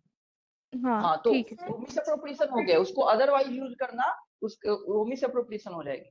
सर ठीक है, प्रॉपर्टी तो इमूवेबल है। हाँ, प्रॉपर्टी तो इमूवेबल है, यहाँ पे सिर्फ मूवेबल प्रॉपर्टी के बारे में किया है, कहा है। हाँ, तो मूवेबल का ही एग्जांपल्स चल रहे हैं, मूवेबल प्रॉपर्टी भी तो दिए जाते हैं ना, बस मूवेबल। हाँ ठीक है। अच्छा हाँ सर, ये जो आपने एग्जाम्पल, हाँ अब आप अच्छा जो आपने एग्जाम्पल दिया जैसे कि पैसा जमा करने वाला अकाउंट में, तो अगर कोई अगर आप ये कहते कि अच्छा इस महीने में कभी भी जमा कर देना, हाँ, और तब उसके नहीं बाद होगा उसको उस तरीके misappropriation। से तब नहीं होगा। अच्छा फिर ठीक नहीं है। नहीं नहीं, इस महीने में कभी जमा करते ना, अगर लास्ट डे को जमा किया तो कहाँ मिसअप्रोप्रिएशन? मेरे डायरेक्शंस को कुछ ब्रीच ही नहीं किया, वो मेरे पैसे जमा करने गया, पैसे जमा करने के लिए मैंने दिया, इस महीने में कभी भी कर देना, वो इस को जमा किया, कोई मिसअप्रोप्रिएशन नहीं हुआ। मिसअप्रोप्रिएशन होने के लिए जरूरी है कि जो हम उस तरीके से यूज करें जिस तरीके से यूज नहीं होना है उसको। अब वो डायरेक्शन था इस महीने में कभी करना, वो सच में इस महीने में कभी कर दिया हुआ है। और मैंने जो बताया था एग्जाम्पल की, बोला कि आज करना, वो जानबूझ के अब ना करके जान रहा है कि 5 दिन बाद 10 दिन बाद कर रहा है, और हो सकता है मेरा उस दिन में कोई काम नहीं हो, बैंक से मुझे कोई काम नहीं है, मुझे डेबिट नहीं करनी है, बट फिर भी यहाँ डायरेक्शंस को ब्रीच कर दिया। वो उसे बताया गया था आज जमा करना है इस पैसे को, वो उस पैसे को जमा ही नहीं किया, और क्या यूज कर लिया, अपने कामों में यूज कर लिया, हो गया मिसअप्रोप्रिएशन है। ठीक है सर। ओके, ये पहला जो एक्सप्लेनेशन है ये हो गया टेम्पोररी मिसअप्रोप्रिएशन से रिलेटेड। आप लिख भी सकते हैं बेयर एक्ट में कि फर्स्ट एक्सप्लेनेशन की जगह के सामने, क्योंकि लिखा नहीं हुआ है टेम्पोररी वर्ड, तो लिख सकते हैं टेम्पोररी मिसअप्रोप्रिएशन की बात कर रहा है।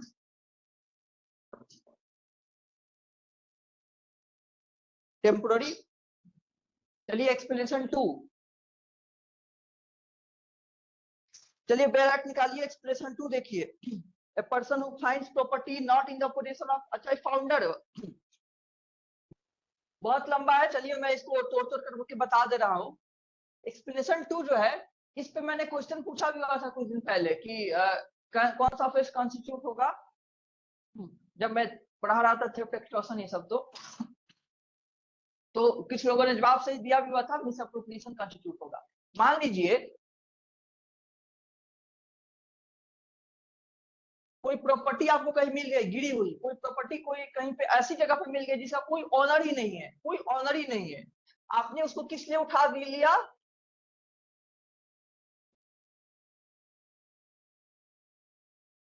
देखिए मैंने लिखा हुआ है टेकिंग फॉर प्रोटेक्शन और रेस्टोरेशन, टेकिंग फॉर प्रोटेक्शन और रेस्टोरेशन।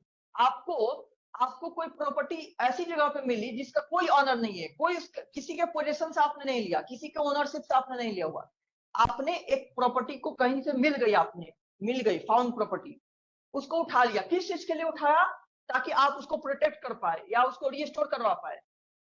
मैं सही ओनर को ढूंढ के उसको दूंगा, ये कोई ऑफेंस नहीं कंस्टिट्यूट होता है।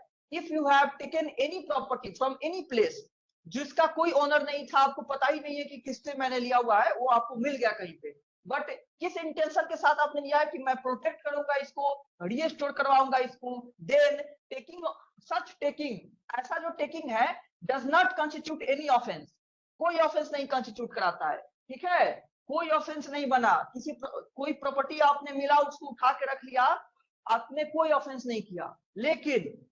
लेकिन ये पहली पॉइंट हो गई, लेकिन आपने उसको अप्रोप्रिएट कर लिया। मान लीजिए आपने जो प्रॉपर्टी मिली उसकी बात कर रहा हूं, आपने उसको अप्रोप्रिएट कर लिया खुद के यूज के लिए। अब जो जो हमने पढ़ा हुआ है मिस अप्रोप्रिएशन, वो आप सब अप्लाई कर सकते हैं। अब आपने उसको मिस अप्रोप्रिएट कर लिया खुद के यूज के लिए, किसी के यूज के लिए, तो ऑफेंस बन जाएगी, ऑफेंस बन जाएगी। मिस अप्रोप्रिएट कर लेना उस मिले हुए प्रॉपर्टी को, तो ऑफेंस बन जाएगी। लेकिन कब बनेगी? कब बनेगी? जब आपने उसका सही मालिक का, उसके सही मालिक को खोजने की कोशिश नहीं की, आपको पता नहीं था सही मालिक कौन है, तो उसको ढूंढने की कोशिश नहीं की, या आपको अगर पता है इसका सही ओनर कौन है, तो आपने उसको देने की कोशिश नहीं की, ठीक है।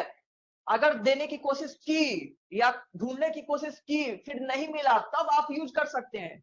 लेकिन आपने अगर कोई अपने तरफ से एफर्ट नहीं लगाया कि मैं इसका सही ओनर को ढूंढूं, और आपने एक रीजनेबल टाइम तक वेट नहीं किया कि कोई क्लेम करने वाला आ जाए, तो ये सब जो होती है तब मिस अप्रोप्रिएशन हो जाएगी, मिस अप्रोप्रिएशन हो जाएगी। लेकिन इसमें टर्म लिखा हुआ है कि रीजनेबल मींस का यूज करना, रीजनेबल टाइम के लिए वेट करना, कि आप जो है आपके पास जो संसाधन है आप एक रीजनेबली उसका यूज कर सकते हैं ना। अब ऐसा तो है नहीं कि आपको प्रॉपर्टी मिल गया, मान लीजिए आपको एक मोबाइल मिल गया रोड पर गिरा हुआ मोबाइल, आप क्या कर सकते हैं?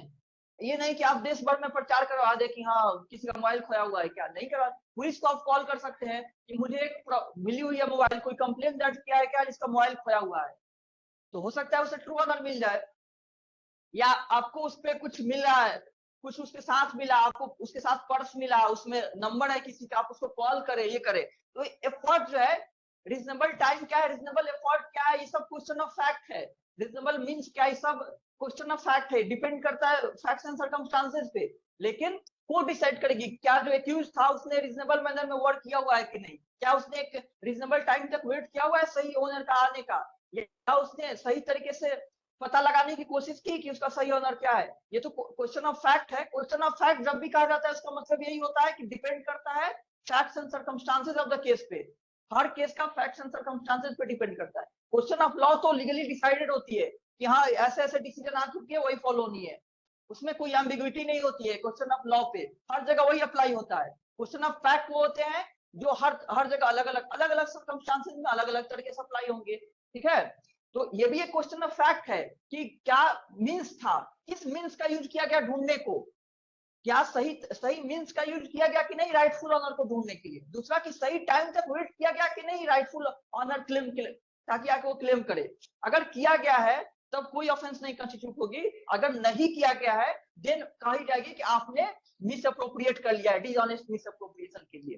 तो ये जो एक्सप्लेनेशन 2 है, एक्सप्लेनेशन 2 ये बताती है कि जो फाउंडर ऑफ प्रॉपर्टी होते हैं, मैं समराइज कर रहा हूं, पहले जो फाउंडर ऑफ प्रॉपर्टी होते हैं अगर चीजों को उठा लिया किस इंटेंशन के साथ कि मैं इसको एक तरह से सेफली रखूंगा, प्रोटेक्ट करूंगा, या मैं इसको सही ऑनर तक पहुंचाऊंगा, then no offence is constituted. ये पहली बात कर रहा है। लेकिन ऑफेंस ये बन जाती है, कब बन जाती है ऑफेंस? ये ऑफेंस तब बन जाती है कि मैंने वो प्रॉपर्टी का अपने लिए यूज कर लिया, मतलब उसको मैंने मिस अप्रोप्रिएट कर लिया, देन इट बिकम्स ऑफेंस। और कब मिस अप्रोप्रिएट कर लिया? बिना मैंने ट्रू ऑनर को ढूंढने की कोशिश किए हुए। अगर ट्रू ऑनर को आपने कोशिश कर लिया कि सही ऑनर मिल जाए, सब कुछ कर लिया आपने, एक समय तक वेट कर लिया, उसके बाद आपने यूज कर लिया, आपने कोई ऑफेंस नहीं किया, लेकिन आपने रीजनेबल टाइम तक वेट नहीं किया, रीजनेबल मींस का यूज नहीं किया to find the true owner, और देन आपने उसको अप्रोप्रिएट कर लिया खुद के लिए, then you have committed the offence of dishonest misappropriation. और अगर आपने ये सब काम किया, रीजनेबल मींस का यूज किया to find true owner, reasonable time wait किया to find the true owner, then you have not committed the offence of dishonest misappropriation of property. समझ में आई आपको? Explanation to. Yes sir. Yes sir. Shashwat और Sambari sir, आप ये- भी बता दीजिए। हाँ तो बोलिए ये सांबरी। सिमिलर है ना इंडियन कॉन्ट्रैक्ट एक्ट का जो रिस्पॉन्सिबिलिटी ऑफ फाइंडर है, जो हाँ, सेक्शन 71 या बिल्कुल। 72 ऐसा है। बिल्कुल Unjust सिमिलर है, investment वाला। रिस्पॉन्सिबिलिटी होती है फाइंडर की, यही सब। ठीक है, आप लोग बताइए, कृति मिश्रा, ऋचा, कल्पना वही सुबैद।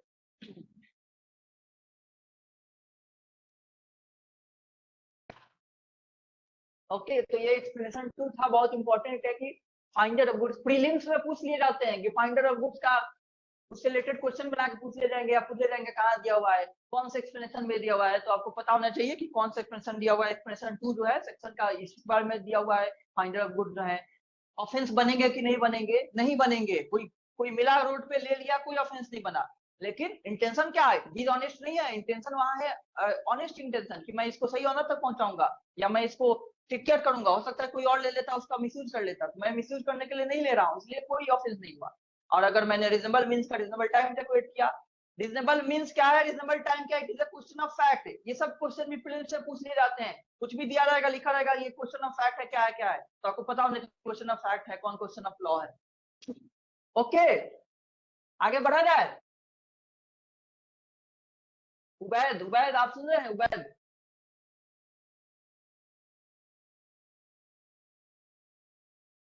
Okay okay okay. अच्छा ये बताइए कि डिसऑनेस्ट मिसअप्रोप्रिएशन में इंट्रस्टमेंट होती है कि नहीं? इंट्रस्टमेंट ऑफ प्रॉपर्टी, इंट्रस्टमेंट ऑफ प्रॉपर्टी होती है कि नहीं?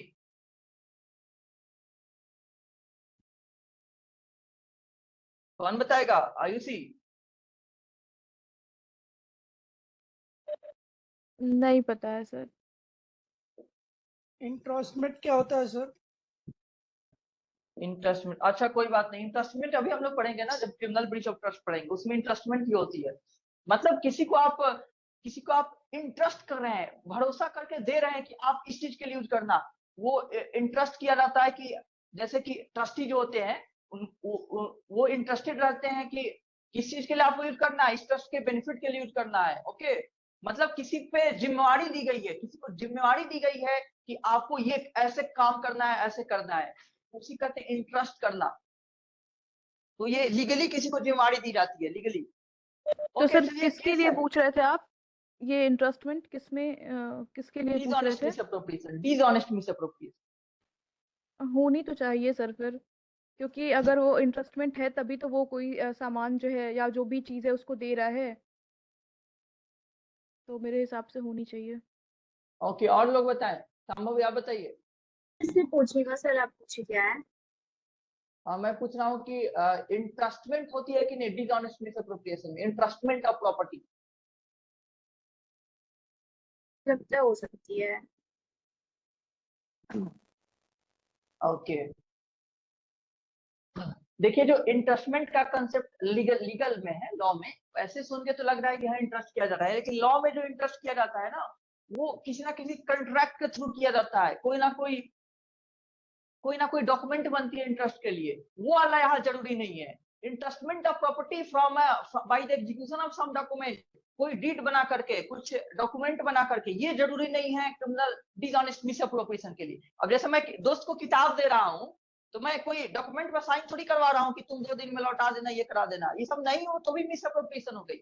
लेकिन अभी हम पढ़ेंगे क्रिमिनल ब्रीच ऑफ ट्रस्ट, उसमें ये नहीं होता है, उसमें इंटरेस्टमेंट बाय एग्जीक्यूटिंग सम डॉक्यूमेंट होता है, उसमें कॉन्ट्रैक्ट बनी हुई है, लीगल ऑब्लिगेशन है कि बनी हुई है टर्म्स की, ऐसे आपको यूज करना है, ये आपको करना है, ये आपको नहीं करना है। तो इंटरेस्टमेंट एक वो लीगल टर्म है जो कि उस तरह की चीजों की बात करता है। आपको डॉक्यूमेंटेड फॉर्म में आपको इंटरेस्टमेंट की गई है, मतलब आपको जिम्मेवारी दी गई है, आप इस प्रॉपर्टी को होल्ड कीजिए, आप इस चीज को यूज कीजिए in this particular manner which has been decided in this particular document. आपको ये जो लीगल डॉक्यूमेंट है जो डिसाइड किया गया, आपके राइट्स ड्यूटीज को डिसाइड किया हुआ है, उस तरीके से आपको यूज करना है।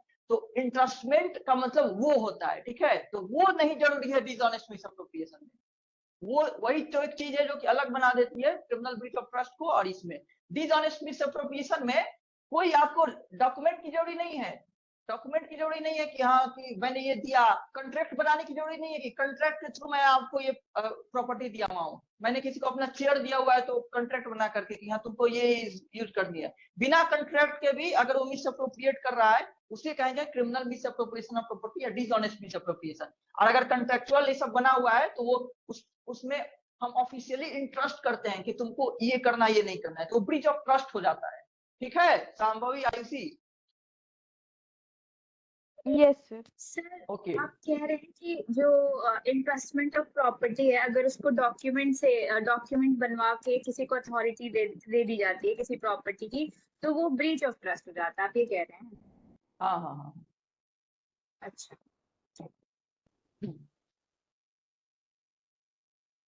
चलिए एक केस है State of MP versus Pramod Mategaonkar. इसमें सुप्रीम कोर्ट ने यही कहा था कि जो डिसऑनेस्ट मिसअप्रोप्रिएशन ऑफ प्रॉपर्टी है उसमें इंट्रस्टमेंट जरूरी नहीं है। इंट्रस्टमेंट इज नॉट सिना क्वा non for constituting the offence of dishonest misappropriation of property. Okay, इसमें क्या होता है, जो प्रॉपर्टी मिली हुई होती है वो न्यूट्रल मैनर में मिली हुई होती है। न्यूट्रल मैनर में पोजीशन में जब आई है तो कोई बहुत झोल कुछ नहीं हो रहता है, एक तो ऑनेस्टली सब कुछ आई हुई रहती है, ऐसा नहीं है कि बहुत डॉक्यूमेंट का ये एग्जीक्यूट करके ऐसे आई हुई हो, कुछ नहीं, एक न्यूट्रली किसी के पास दिया गया कुछ चीज अपना प्रॉपर्टी, वो इसको मिसअप्रोप्रिएट कर दिया, वही हो गया क्रिमिनल मिसअप्रोप्रिएशन ऑफ प्रॉपर्टी। कोई इंटरेस्टमेंट जरूरी नहीं है, कंट्रैक्ट बना करके लीगल ऑब्लिगेशन क्रिएट करना वो जरूरी नहीं है। It simply talks about somebody is having possession of some others property in neutral manner, आपको innocently वो प्रॉपर्टी मिल गई and then you develop dishonest intention of misappropriation और आपने मिसअप्रोप्रिएट कर लिया। यही होता है dishonest misappropriation में कि आपको प्रॉपर्टी मिल गई न्यूट्रली, देन आपने डिसऑनेस्ट मिसअप्रोप्रिएशन का इंटेंशन डेवलप किया और किया। लेकिन इसमें क्या जरूरी नहीं है, इंटरेस्टमेंट। इंटरेस्टमेंट इज नॉट सिना क्वा नॉन, मतलब नॉट एसेंशियल एलिमेंट। सिना क्वा नॉन मींस एसेंशियल एलिमेंट नहीं है। ओके, वो किसमें है, वो ब्रीच ऑफ ट्रस्ट में होगा जो हम अभी पढ़ेंगे थोड़ी देर बाद। ओके, इसमें क्या फोकस रखना है कि किसी को इनोसेंटली मिसअप्रोप्रिएशन में किस चीज पर फोकस रखना है, किसी को इनोसेंटली क्या प्रॉपर्टी की पोजीशन मिल जा रही है, देन वो अपना इंटेंशन बदल रहा है, अब मैं इसका यूज करूंगा अपने लिए या किसी और के लिए, वो यूज कर ले रहा है। ठीक है, एक और केस है Ramdayal case. Ramdayal case, sir वो केस का हाँ, नाम हाँ। बता दीजिएगा फिर से, प्रीवियस वाले का। किस केस का नाम? रामदयाल केस। नहीं, अच्छा, इसके पीछे वाला पहले। पूछ रही है क्या? हाँ ओके, वो बोला था मैंने State of MP versus Mategaon, मैं लिख दे रहा हूं, State of MP versus Pramod Mategaonkar, MATEGAONKR, State of MP versus Pramod, Pramod है पी से, Mategaonkar GAONKAR।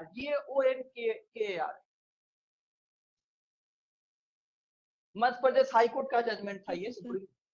Okay, Ramdayal case. Ramdayal case में क्या हो रहा है कि एक, इस केस का नाम आपने सुना हुआ है, एक किसी का नेकलेस रहता है, वो गिर गया हुआ रहता है किसी का नेकलेस। अब मान लीजिए एक लड़की को नेकलेस मिला और उसको मिला, और वो उसका भाई क्या बोलता है कि ये मेरे दोस्त का है, ये मेरे दोस्त का है, और उससे ले लेता है। अब जो है वो लेके, ऐसा वो झूठ बोला हुआ था, ऐसा किसी का था नहीं, वो झूठ बोला हुआ था, वो लेके रख लेता है, तो क्या ये मिसअप्रोप्रिएशन हुआ? गोल्ड का बिल्कुल हुआ नेकलेस सर, की बात हो रही है। यहाँ पे हुआ सर, वो तो देने को नाम ही नहीं ले रहा है, वो अपने यूज के लिए ले रहा है। ओके ओके ओके, ठीक है, तो वो जो इसमें हो गया, बिल्कुल हो गया, मिसअप्रोप्रिएशन हो गया, क्योंकि वो मिला, झूठ बोला कि ये मेरे दोस्त का है, वो ले लिया, और वो खुद को रख लिया हुआ था, वो खुद को रखने के लिए वो ले लिया हुआ था। तो offence of criminal misappropriation of property was constituted in this particular case also. चलिए हम अगला टॉपिक पे आते हैं, ब्रीच ऑफ ट्रस्ट पे।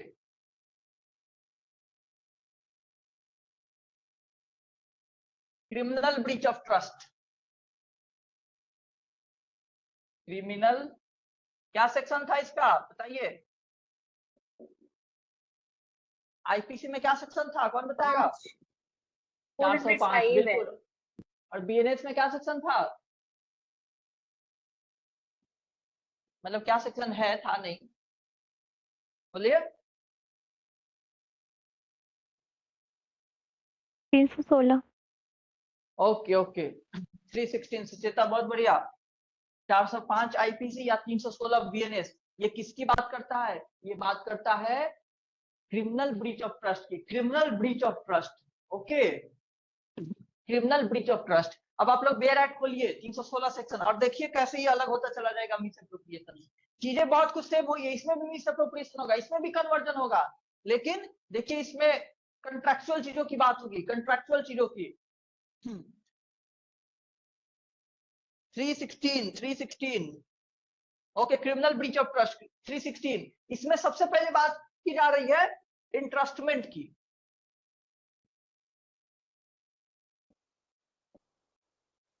लिखी हुई है whoever being any manner entrusted with property, with dominion over property, dishonestly misappropriate or converts to his own use, or dishonestly uses or disposes of that property in violation of any direction of law prescribing the mode in which such trust is to be discharged, or any legal contract express or implied which he has made touching the discharge of such trust, or willfully suffers any other person so to do, मतलब ऐसा करने के लिए commits criminal breach of trust।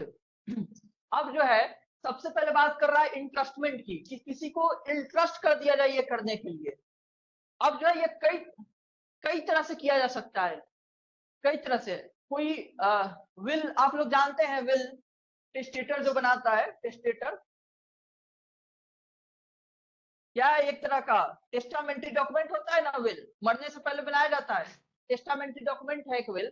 उसमें क्या किया जाता है, किसी को एग्जीक्यूटर बना दिया जाता है कि तुम मेरे मरने के बाद ऐसे ऐसे एग्जीक्यूट करवाना, मतलब जो मैं चाहता था मेरा प्रॉपर्टी जिसमें डिवाइड हो, जिस परसेंटेज में जिसमें डिवाइड हो, तुमको ये करना है, एग्जीक्यूटर बना देता है।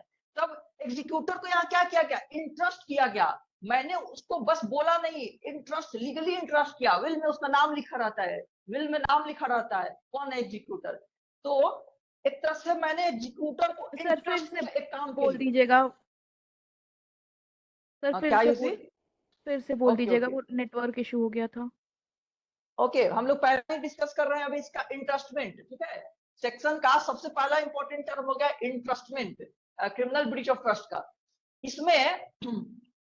इसमें होती है कि लोगों को, किसी पर्सन को इंट्रस्ट किया जाता है टू डू समथिंग। मैंने तुमको, हाँ सर ठीक है, ये जिम्मा दिया हुआ है, समझ में आता है, मैंने तुमको ये जिम्मा दिया हुआ है तुमको कि तुम्हें ये करना है, ये करना है। फॉर एग्जांपल मैं बताऊं कि कोई पर्सन मरने से पहले एक टेस्टामेंट्री डॉक्यूमेंट एग्जीक्यूट करता है, एक टेस्टेटर विल बनाता है। विल जो बनाता है उसको टेस्टेटर कहते हैं, ठीक है।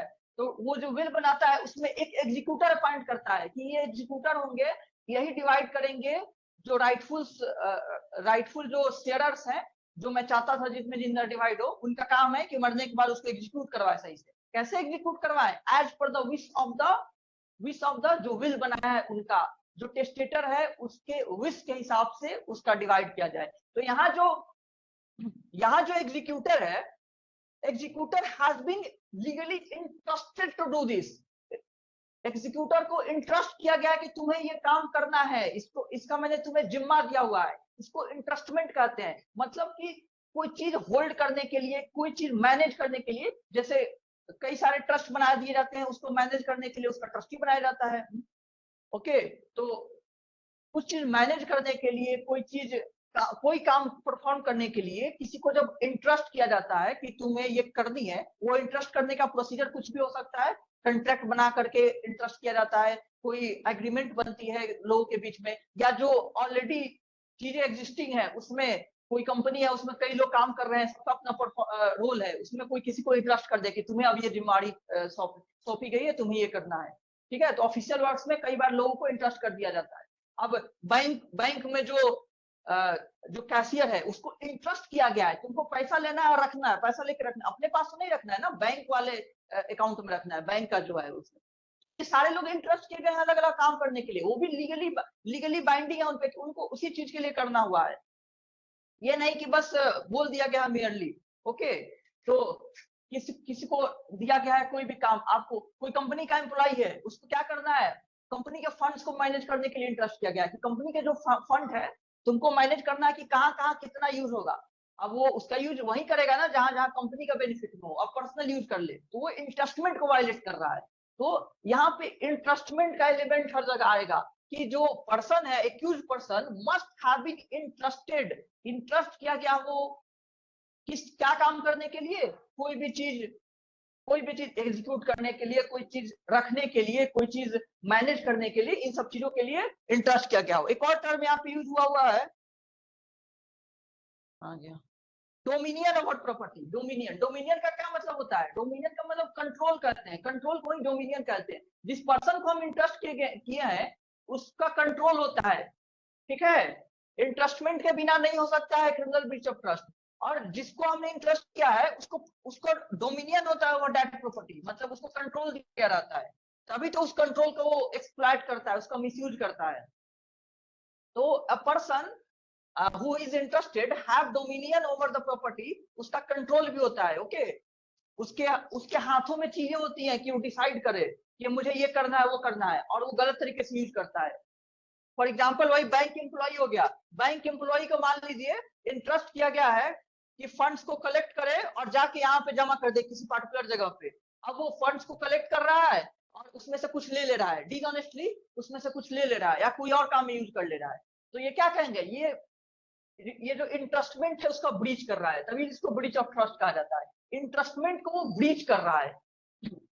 तो कई बार कंफ्यूजन होती है कोर्ट्स में भी कि ये ब्रीच ऑफ ट्रस्ट है या क्या है, मिस अप्रोप्रिएशन ऑफ प्रॉपर्टी है। तो कोर्ट्स भी क्लैरिफाई करते रहती है कि क्या ट्रस्ट इंटरेस्टमेंट का एलिमेंट था कि नहीं उसमें, क्या जो मियर देना था, मियर इनोसेंटली आ गया था एक्यूज के पास, ऐसे ही दे दिया गया था, या कुछ पर्टिकुलर काम के लिए उसको इंटरेस्ट किया गया था कि हाँ तुमको तुम्हें जिम्मेवारी दी जा रही है, लीगली जिम्मेवारी दी जा रही है, कॉन्ट्रैक्ट बना के एग्रीमेंट बना के कि तुम ये काम करने हैं। तो जहां वो जिम्मेवारी आ गई बात इंटरेस्ट करने वाली, वहां ब्रीच ऑफ ट्रस्ट होगा, मिस अप्रोप्रिएशन नहीं होगा, ठीक है। लेकिन उसके बिना अगर दे दी गई, ये नहीं कि कॉन्ट्रैक्ट बना करके आपको जिम्मेवारी दी गई, नॉर्मली दे दी गई, तो वो मिस अप्रोप्रिएशन में चला जाता है अगर उसको मिसयूज कर ले रहा है तो। ये दूसरा पॉइंट हो गया इंटरेस्टमेंट और डोमिनियन का। फिर क्या कह रहा है, डिसऑनेस्टी मिसअप्रोप्रिएट। अगला पॉइंट डिसऑनेस्टी मिसअप्रोप्रिएशन या कन्वर्जन, ये सब आप समझते हैं, अभी हम लोगों ने वो पढ़ा। यहाँ भी यही कर रहा है, डिसऑनेस्टी मिसअप्रोप्रिएशन और कन्वर्जन कर दे रहा है। लेकिन कैसे कर रहा है, उस प्रॉपर्टी को उसको इंटरेस्ट किया गया था, वहां पे इंटरेस्ट नहीं किया गया था। ओके, दूसरा वाला एलिमेंट बिल्कुल सेम है जो हमने मिसअप्रोप्रिएशन और कन्वर्जन पढ़ा था अभी ऊपर वाले सेक्शन में, वही सारी चीज यहाँ भी अप्लाई होगी। यहाँ भी अपने काम में यूज कर ले रहा है, यहाँ भी किसी और के काम को यूज करा दे रहा है, उस काम में जिस काम के लिए उसको नहीं दिया गया था, जिस चीज के लिए वो नहीं यूज होना था, उस काम में उसका यूज करा दे रहा है। तो दूसरा एलिमेंट बिल्कुल सेम है, डिसऑनेस्ट मिसअप्रोप्रिएशन और कन्वर्जन कर रहा है। पहला का डिफरेंस था, पहला का उसमें न्यूट्रली आ रहा था, इनोसेंटली आ रहा था, इसमें इंटरेस्ट किया जा रहा है, ओके। अब लिखा हुआ है आगे, property in violation of any direction of law prescribing the mode in which such trust is to be discharged। देखिए लिखा हुआ है कि आप कोई लीगल डायरेक्शन का वायलेट कर दे, आपने जो मिस अप्रोप्रिएट किया हुआ है, कोई लीगल डायरेक्शन का वायलेट कर रहे हैं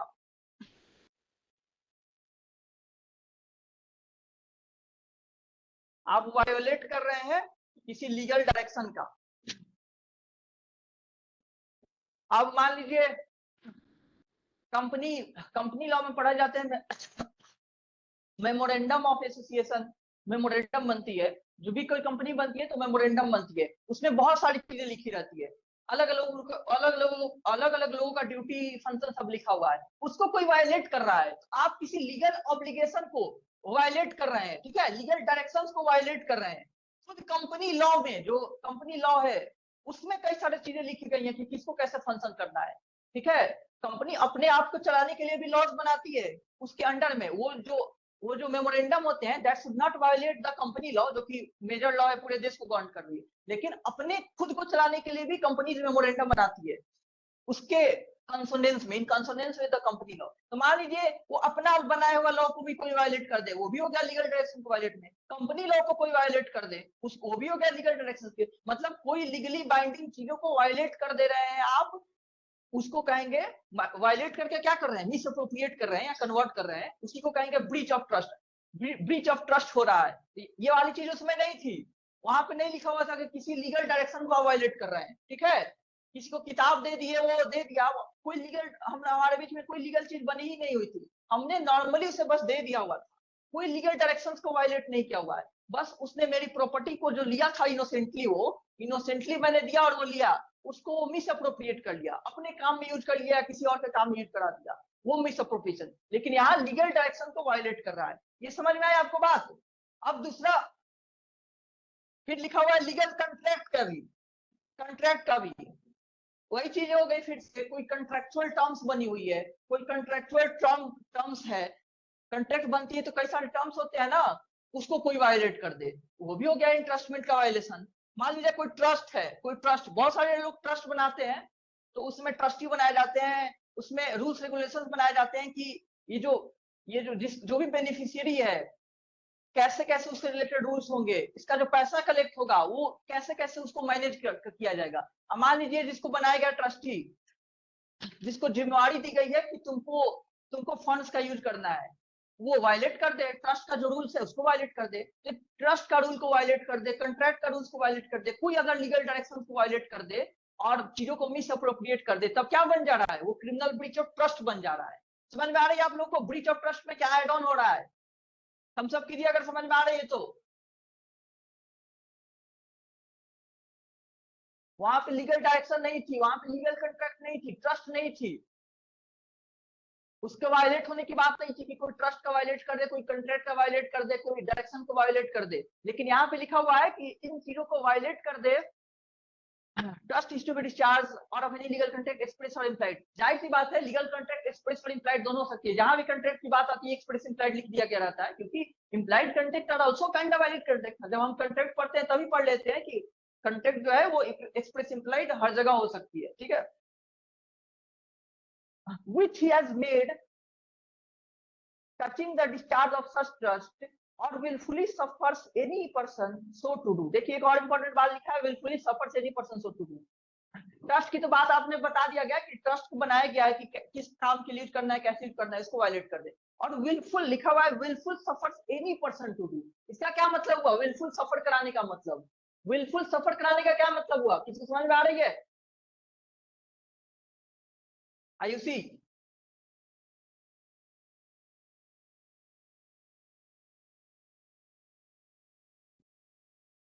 am I audible? सुचेता, जी सर। सर बिल्कुल सफर मतलब अपनी मर्जी से सफर करना, जैसे पता भी है कि नुकसान होगा लेकिन तब भी इंटेंशनली।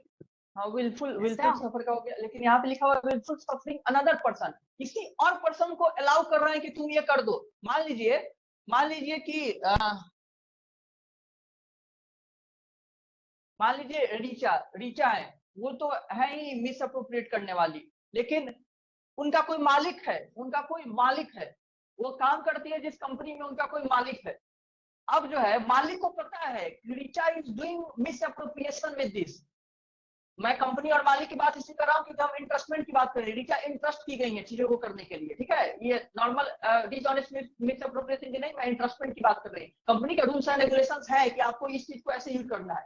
तो जो भी एम्प्लॉयर है एंड रीचा इज एम्प्लॉई, पता है एम्प्लॉयर को, उनके मालिक को भी पता है कि Richa is doing some kind of misappropriation with the funds, वो फंड्स के साथ मिस अप्रोप्रिएशन कर रही है। लेकिन फिर भी जो ऑनर मालिक है वो ऐसा होने दे रहा है, वो उसमें कोई किसी तरह का बाधा नहीं डाला, चीजों को करेक्ट नहीं कर रहा है, उसको होने नहीं दे रहा है। अब मालिक भी तो ऑब्लाइज्ड है, जो ऑनर है, एम्प्लॉयर है, वो भी तो ऑब्लाइज्ड है कि कुछ गलत हो तो उसको रोकना है। कंपनी के टर्म्स ये भी है कि जो मालिक है उसके अंडर के लोग हैं, उसको चेक करते रहना है कि चीजें सही से फंक्शन हो रही है कि नहीं, उसको भी मोबिलाइज किया गया है। अब यहाँ मालिक अपने ऑब्लिगेशन को तो नहीं फॉलो कर रहा है ना, क्योंकि वो देख लिया, वो खुद से नहीं कर रहा है misappropriate, even if he is not misappropriating by himself, but he is letting Richa to misappropriate, वो अलाउ कर रहा है कि आप ऐसा करें, वो होने दे रहा है, ये भी हो गई मिसअप्रोप्रिएशन। मिसअप्रोप्रिएशन हो गई, और क्योंकि ये इंटरेस्टमेंट के थ्रू हो रही है तो ये ब्रीच ऑफ ट्रस्ट हो गई, criminal breach of trust. Misappropriation दोनों में हो रही है। जब मिसअप्रोप्रिएशन करने का मतलब ये नहीं कि बस आप डिसऑनेस्ट समझ ले, वो अलग ऑफेंस है। ये इंटरेस्टमेंट में भी मिसअप्रोप्रिएशन हो रही है, इसमें भी कन्वर्जन हो रही है, लेकिन क्योंकि इंटरेस्टमेंट का एलिमेंट है इसलिए इसको नया ऑफेंस बना दिया गया है, क्रिमिनल ब्रीच ऑफ ट्रस्ट का। तो यहाँ पे कोई पर्सन डायरेक्टली ना करके वो अलाउ कर रहा है ऐसा होने देने का, जिसको जिम्मेवारी है कि तुम्हें पता चले तो रोकना है। जो एम्प्लॉयर है वो भी तो, उसपे भी तो जिम्मेवारी है कि कंपनी के इंटरेस्ट में काम करे, और वो ऐसा होने दे रहा है, यानी वो भी रूल्स को वायलेट किया, वो भी लीगल ऑब्लिगेशन को वायलेट किया, तो ये भी हो जाएगा। अगर कोई जानबूझ करके ना करे बट विलफुली, यानी जानबूझकर, deliberately he is suffering another person to do that, he is allowing another person to do that, then even he is guilty for criminal breach of trust। ठीक है संभवी? हाँ सर। इसलिए लिखा हुआ है कि willful suffers any other person to do, जानबूझ करके किसी और पर्सन को अलाउ कर रहा है, सफर कर रहा है, तुम ये कर दो, मतलब तुम ये कर रहे हो, उसमें इसका भी रूल आ गया क्योंकि उसे पता है फिर भी नहीं रुक रहा है, सो टू डू, मतलब ऐसा करने दे रहा है, commits criminal breach of trust. ये सारे सिनेरियो में क्रिमिनल ब्रीच ऑफ ट्रस्ट बन जाता है। क्रिमिनल ब्रीच ऑफ ट्रस्ट किसी को विलफुल सफरिंग, विलफुल अलाउ कर देना कि तुम ये कर दो। फिर से हमने पढ़ा लीगल ऑब्लिगेशन है, रूल्स है, उसको वायलेट करना, कंट्रैक्चुअल रूल्स को वायलेट करना, ट्रस्ट के रूल्स को वायलेट करना। इन सारे केसेस में जो मिसअप्रोप्रिएशन हो रही है उससे criminal breach of trust commit हो जा रही है, ना कि मिसअप्रोप्रिएशन ऑफ प्रॉपर्टी। यहाँ पे क्रिमिनल ब्रीच ऑफ ट्रस्ट बन गई। ओके सर यहाँ तक समझ में जो ये हाँ, लिखा हुआ है, willfully suffers any other person to do so, to do, तो मतलब जैसे कि मेरे पास डाइग्लॉड एडिशन है वो वाला बेर का, तो उसमें हिंदी वाले में जो लिखा हुआ है ना, किसमें लिखा है जानबूझकर किसी अन्य व्यक्ति का ऐसा करना सहन करता है, तो सहन करना भी हो गया क्रिमिनल ब्रीच ऑफ ट्रस्ट। हाँ सहन करना, लेकिन हाँ सहन करना, लेकिन वो जो सहन कर रहा है ना उसकी भी जिम्मेवारी थी। अब जैसे मैंने बताया एग्जांपल, इसमें एम्प्लॉयर की भी रिस्पॉन्सिबिलिटी थी। अब मान लीजिए कि मैं हूँ, मुझे उनके कंपनी से कोई लेना देना नहीं है, ना ही मैं कोई एसोसिएशन है, कोई लीगल ऑब्लिगेशन नहीं, मुझे पता भी चल गया कि सी इज मिसअप्रोप्रिएटिंग थिंग्स, तो यहाँ पे मेरा सहन करना, मैं क्रिमिनल ब्रीच ऑफ ट्रस्ट के लिए लायबल नहीं हो गया। यहाँ जो सहन कर रहा है ना, जो अलाउ कर रहा है, जो सहन कर रहा है, जो भी है, उस पर भी जिम्मेवारी थी कि वो चीज ना होने दे। वो खुद से नहीं कर रहा है लेकिन सहन कर रहा है ना, जानते हुए भी। That owner, that employer had responsibility तो कि चीजें सही से मैनेज हो और जो फंड्स है उसका मिसयूज ना हो। बट ये जानते हुए कि फंड्स का misuse somebody is doing, he is not interfering in this, तो उसकी भी लायबिलिटी बन गई, क्योंकि उसका लीगल ऑब्लिगेशन था कि वो भी कंपनी के रूल्स के हिसाब से, you are also legally bind कि उसे ऐसी चीजों को नहीं होने देना है, उसे खुद भी नहीं करना है। तो भले खुद ना करे, वो सहन कर रहा है, लेकिन क्योंकि वो खुद अंडर ऑब्लिगेशन था, दैट्स व्हाई सहन करना भी उसको क्रिमिनल ब्रीच ऑफ ट्रस्ट के लिए लायबल बना रहा है। अगर कोई अदर पर्सन लाइक मी, मेरा उस कंपनी से कोई लेना देना नहीं है, मेरे ऊपर कोई लीगल ऑब्लिगेशन नहीं है, कोई कंट्रैक्चुअल ऑब्लिगेशन नहीं, मुझे पता चले मैं कुछ नहीं इंटरफेयर करूं, I am not liable for criminal breach of trust. ठीक है?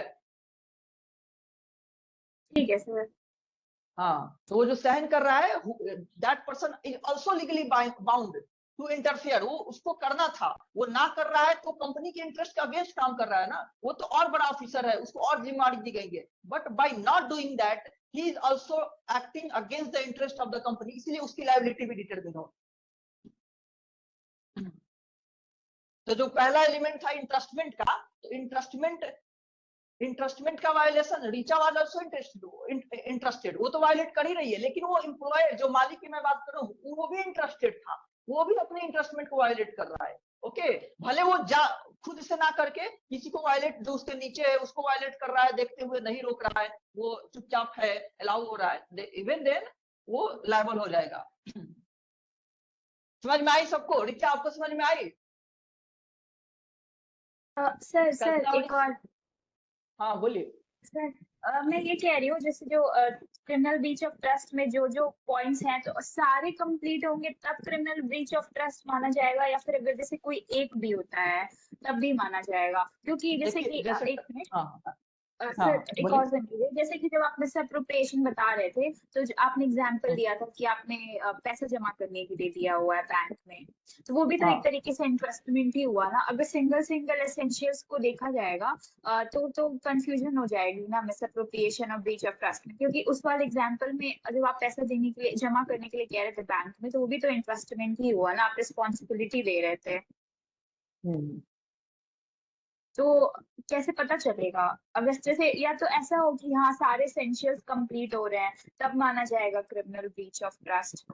ओके सांभर, मैंने समझ गया मैं आपका क्वेश्चन। देखिए हाँ, पहला जो आपका क्वेश्चन था वो एसेंशियल्स के रिगार्डिंग था, और दूसरा वो दोनों में कंफ्यूजन से रिलेटेड। देखिए पहला जो था एसेंशियल्स से रिगार्डिंग, जो interest criminal breach of trust के लिए इंटरेस्टमेंट तो कंपलसरी है, चाहिए होना, लेकिन ये जो दूसरा मैंने बोला था कि either legal obligation, contractual obligation, trust वाला चीजें, उसमें से कोई भी आइदर वो लीगल ऑब्लिगेशन कोई लॉ का ऑब्लिगेशन में हो, चाहे कॉन्ट्रेक्चुअल ऑब्लिगेशन में हो, चाहे ट्रस्ट का, सब होना जरूरी नहीं है, उनमें से कोई भी वो ऑर्डर करके है, कोई कोई कॉन्ट्रैक्ट के अंदर में बाउंड है, मतलब इंटरेस्टमेंट का सोर्स जो भी हो, ठीक है, इंटरेस्टमेंट का सोर्स कोई भी हो सकता है वो, तो वो हो गई। फिर जो था मिस अप्रोप्रिएशन, जो है मिस अप्रोप्रिएशन या क्या था, कन्वर्जन, ये भी होना जरूरी है, ये भी कंपलसरी है। Entrustment is compulsory in all the cases, इसके बिना नहीं हो पाएगा। मिस अप्रोप्रिएशन, कन्वर्जन होना ही चाहिए, लेकिन वो जो पॉइंट थी कि हाँ इंटरेस्टमेंट का रीजन क्या है, लीगल ऑब्लिगेशन है, कॉन्ट्रेक्चुअल, वो ऑप्शनल है, उनमें से कोई भी होना चाहिए, लेकिन सारे एलिमेंट होने चाहिए, इंटरेस्टमेंट भी होने चाहिए, ये भी होने चाहिए, मिस अप्रोप्रिएशन भी होनी चाहिए। ओके, लेकिन ये जो आपने क्वेश्चन बोला, जैसे मैंने वो जो एग्जांपल दिया हुआ था किसी को पैसे दिए जमा करने के लिए, वो क्रिमिनल मिस अप्रोप्रिएशन हो गया, क्रिमिनल ब्रीच ऑफ ट्रस्ट होगा। देखिए क्रिमिनल ब्रीच ऑफ ट्रस्ट में ना, जैसे कि एक इसमें केस था, केस का नाम अभी नहीं याद आ रहा है, याद आता तो बताता हूँ, कि एक केस था जिसमें किसी का नौकर था, वो चीजों को मिस अप्रोप्रिएट कर रहा है। नौकर था, उसका काम क्या था कि मालिक के बिहाफ पे वो पैसे ले, मालिक के बिहाफ पे पैसे ले और उसको दे। कोर्ट में यही क्वेश्चन था कि ये मिस अप्रोप्रिएशन ऑफ प्रॉपर्टी होगा या ब्रीच ऑफ ट्रस्ट होगा। नौकर का काम था कि पैसे मालिक के बिहाफ पे ले और मालिक को दे, तो ये मिस अप्रोप्रिएशन हुआ या ब्रीच ऑफ ट्रस्ट हुआ? तो कोर्ट ने बोला कि ये ब्रीच ऑफ ट्रस्ट होगा, मिस अप्रोप्रिएशन नहीं होगा, क्योंकि यहाँ नौकर जो था एक तरह से एम्प्लॉयड एम्प्लॉय का रिलेशन था ना, एम्प्लॉयड एम्प्लॉय का रिलेशन था, देयर वाज इंटरेस्टमेंट। लेकिन मैंने जो एग्जांपल दिया था ना, जिसमें उसमें कोई एम्प्लॉयड एम्प्लॉय का रिलेशन नहीं, मैं किसी फ्रेंड को दे रहा हूँ कि तुम जाके जमा कर दो, इट इज नॉट इंटरेस्टमेंट। इंटरेस्टमेंट जो है वो मोर लीगल टर्म है, जिसके लिए मैं वो चीज बता रहा हूँ, एक तरह का ऑब्लिगेटरी रिलेशन बन जा रही है, चाहे वो कॉन्ट्रैक्ट के थ्रू बन रहा है, चाहे दूसरे एग्रीमेंट, जैसे मैंने अभी एम्प्लॉयड एम्प्लॉय का रिलेशन बताया, ये भी एक तरह का ऑब्लिगेटरी बना दे रही है चीजों को।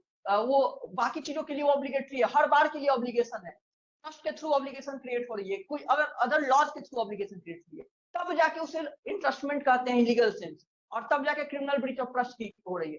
अदरवाइज नॉर्मली किसी को कुछ दिया जा रहा है, लिया जा रहा है बिना इंटरेस्टमेंट का, और इंटरेस्टमेंट अभी मैंने बताया वो क्या होता है, बिना इंटरेस्टमेंट का नॉर्मली किसी को कोई काम करने के लिए दिया जा रहा है, कोई सामान यूज करने के लिए भी दिया जा रहा है, in that case if miss appropriate करना, वो dishonest mis appropriation of property होगी, ठीक है। तो वो जो मैंने एग्जांपल दिया था उसमें डिसऑनेस्ट मिस अप्रोप्रिएशन ही होगी।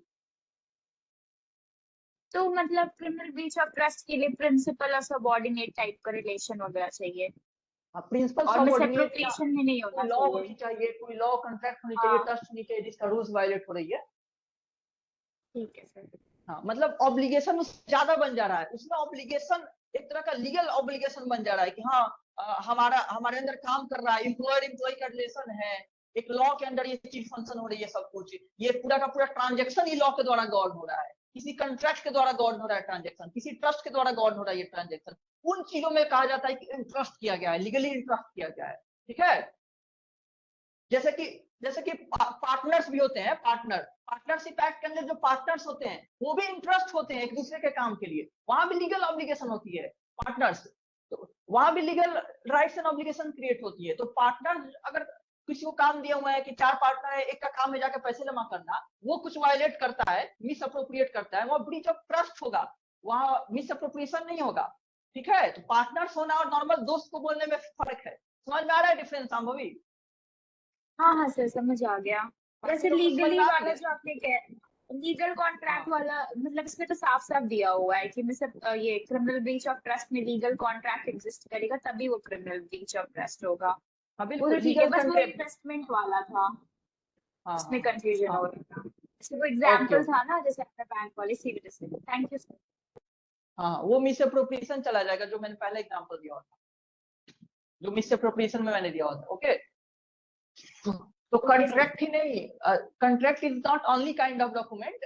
जरूरी नहीं है कि कॉन्ट्रैक्ट, कोई और भी डॉक्यूमेंट है हमारा, हमारा क्या नाम है, लीगल कोई लॉज है उसको वायलेट हो रही है, जैसे कि कोई काम कर रहा है कंपनी में, कंपनी लॉ को वायलेट कर रहा है, मेमोरेंडम ऑफ एसोसिएशन को वायलेट कर दे रहा है, इस सब चीज उसके द्वारा उसको ऑब्लाइज किया गया था, उसको वायलेट करना, वो सब ब्रीच ऑफ ट्रस्ट में चला जाएगा। कंट्रेक्चुअल तो है ही, मैक्सिमम चीजें तो कंट्रैक्ट से स्विंग ऑन होती है, इसलिए लिख दिया गया रहता है कंट्रैक्चुअल। तो इंटरेस्टमेंट उसके कहा जा रहा है और तो उसका वायलेशन ब्रीच ऑफ ट्रस्ट कहलाएगा। लेकिन अदरवाइज जो नॉर्मल चीजें हैं जिसमें चीजों को लेन देन हो रही है और देन मिस अप्रोप्रिएट, लेन देन इनोसेंटली हो रही है, देन आफ्टर मिस अप्रोप्रिएशन हो जा रही है, that is dishonest mis appropriation of property. Kalpana, Richa, Ubaid, समझ में आई आप लोग को ये वाली चीज जो मैंने अभी बताया? डिफरेंस समझ में आ रही है? किसी को अभी भी कंफ्यूजन हो रही है? सोनाक्षी आप बताइए, शाश्वत? नहीं सर, क्लियर है सर। डीके दुबे?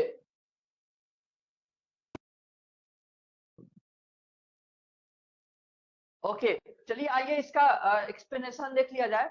बहुत ही आसान एक्सप्लेनेशन है, ये लंबा लिखा हुआ है लेकिन है ही कुछ नहीं उसमें। एक्सप्लेनेशन 1 जो है ना, वो बात कर रहा है एम्प्लॉय प्रोविडेंट फंड और प्रोविडेंट फंड और फैमिली पेंशन फंड। आपने देखा होगा जो लोग काम करते हैं, जो लोग जॉब करते हैं, वो लोग का सैलरी में से कुछ पैसे कटते हैं और प्रोविडेंट फंड में जमा होते हैं। सुना हुआ है कि नहीं आपने कभी? सुना हुआ है कि नहीं आपने? ओके ओके, बिल्कुल।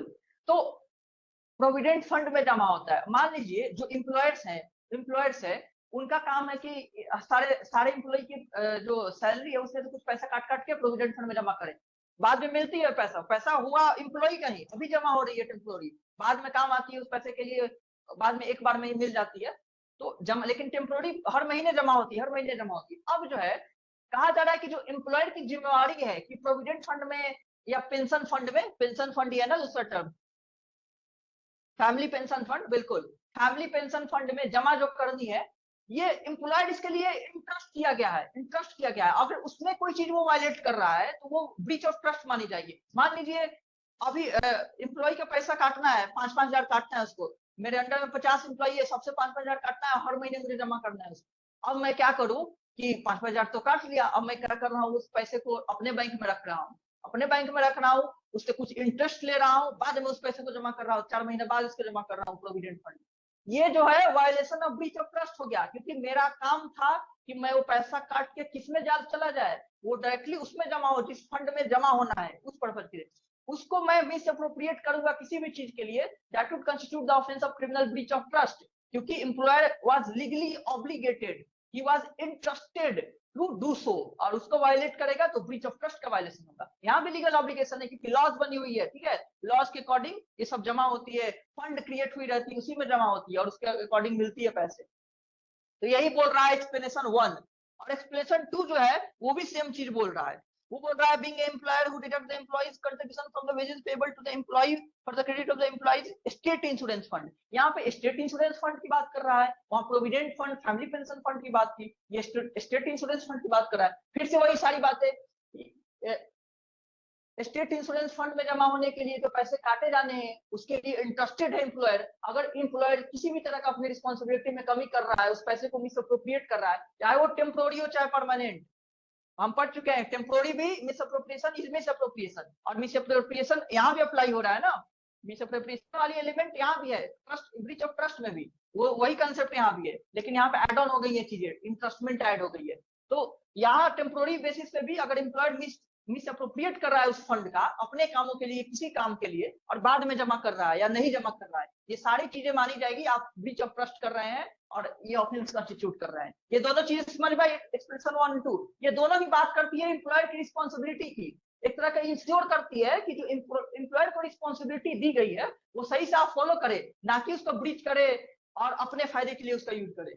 आपको काम दिया गया कि आप उस पैसे को लेके यहाँ जमा करें तो आप वही करेंगे जमा, उसका कोई भी मिसयूज करेंगे, अपने कामों में यूज करेंगे तो you have constituted the offence. समझ में आया आपको सबको? सर हाँ डीके, क्वेश्चन है, रेलवे ने हम पेपर दिलाने के लिए 500 रुपये लिया था, कहा था कि 400 रुपये वापस कर देंगे, अभी तक दिया नहीं है, 4 साल हो गए, लगा सकते हैं sir criminal case? Time limit था क्या उसका कुछ? रेलवे का कब तक वापस करेगा? ऐसा तो कुछ होगा नहीं। हाँ सर, पेपर देने कहा था, पेपर हो जाएगा तुरंत कर देंगे, अभी तक दिया नहीं है, 2 पेपर करा चुका था उससे। ऐसा कोई अगर टाइम लिमिट होगा कि हाँ कि इतने दिन तक वापस करने का वादा किया था नहीं किया, तब तो आप लीगल रेमेडी जान सकते हैं कि इतना डिले क्यों हो रहा है। लेकिन ये तो बहुत चलता है इंडिया में कि लोग पैसे ले करके लोग, क्योंकि टाइम लिमिट होती नहीं है मैक्सिमम चीजों में, लौटाने का कोई लिमिट नहीं होता है। अभी आप एडमिशन कहीं से कैंसिल करा ले, इमीडिएट नहीं रिफंड होगा, 2 महीने बाद रिफंड होगा। एडमिशन के समय जो सिक्योरिटी डिपॉजिट की जाती है, सिक्योरिटी डिपॉजिट, वो तो करा लेंगे सबसे, इवन निकलने के समय भी नहीं देंगे, निकलने के 1 साल बाद ही लोग वापस करते हैं। यूनिवर्सिटीज की बात कर रहा हूँ, यूनिवर्सिटी, आप बच्चा निकल के पास आउट हो गया, उसके 1 साल बाद आ रहा है सिक्योरिटी डिपॉजिट। इतने दिन तक वो लोग बैंक में रह के कमा लेते हैं, बैंक में मिलता है ना भाई, इंटरेस्ट मिलता है, इतना बढ़ जाता है, तो वो लोग बढ़ा लेते हैं, सब कुछ करते हैं। अब मुझे तो लगता है यूजीसी खुद बताती होगी, यूजीसी का तो फंडा ही यही है कि सारे यूनिवर्सिटीज अपने फंड जनरेट करें। ये सारे सेंट्रल यूनिवर्सिटी, स्टेट यूनिवर्सिटी, सबका यही काम है। ये प्राइवेट की नहीं बात करना, हो सकता है प्राइवेट टाइम पे दे देता हो अपना ये बताने के लिए या लेट करता हो जो भी, लेकिन ये गवर्नमेंट इंस्टीट्यूशन में बात कर रहा हूँ, वो लोग खूब करते हैं। हर यूनिवर्सिटी का यही है रूल कि पैसे ले लेंगे, रखेंगे और डिले करके वो रिटर्न करेंगे। इससे क्या होगा, उनका रेवेन्यू बढ़ेगा, क्योंकि वो पैसे रखे रहते हैं यूनिवर्सिटी के अकाउंट में, और जितने ज्यादा पैसे होते हैं उतने इंटरेस्ट बनते जाते हैं, जितने समय के लिए रहेगा उतना बनेगा।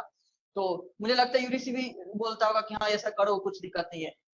कई बार फ्रस्ट्रेटिंग होता है कि हमारा काम हो चुका है, हमें अभी वापस क्यों नहीं मिल सकता है, कि पास आउट हो गए और साल भर बाद मिल रहा है रिफंड, लेकिन क्योंकि वो टाइम लिमिट नहीं है उसका कुछ, तो उसके लिए कोई रियल रेमेडी नहीं होती है, उसको फायदा स्टेट को हो रही है, स्टेट के इंस्ट्रूमेंटलिटीज को हो रही है फायदा। तो डीके दुबे, वो तो टर्म्स हो क्या है, आप उस पर्टिकुलर ये का जो फॉर्म भरवाए गए थे उसमें क्या वापस करने के टर्म्स एंड कंडीशंस थे, उस पर डिपेंड करता है।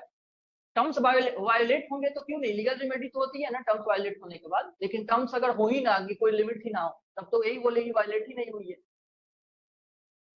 ठीक है, कुछ लोगों को दे दिया, हम लोग को नहीं दिया है, हम लोग लग रहा है सोच रहे हैं केस करें। अच्छा कितना दिन हो गया दिए हुए लोगों को? कुछ लोग, अरे लोगों को हो गया लगभग 1.5 से 2 साल। अच्छा तब तो आपको क्लेम करनी चाहिए कि क्यों इतना डिले हो गई है। जब लोगों को मिल गई है तब तो सर वो रजिस्ट्रेशन करवा ले तो पहला केस इसी पे करते हैं। बढ़िया है। तो ठीक है, ये वाली बात सबको समझ में आई? एक्सप्लेनेशन 1 और 2 हो गया, एक्सप्लेनेशन 1 और 2 हो गया। चलिए ये वाली बात अभी तक सबको समझ में आई, फिर हम लोग केस डिस्कस कर ले। सोनाक्षी, संभवी, उबैद, ऋचा, कल्पना, सुचेता, रोहित, शाश्वत, क्या टाइम हुई?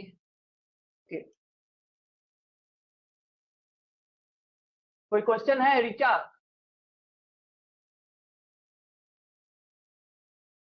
ओके ओके ठीक है।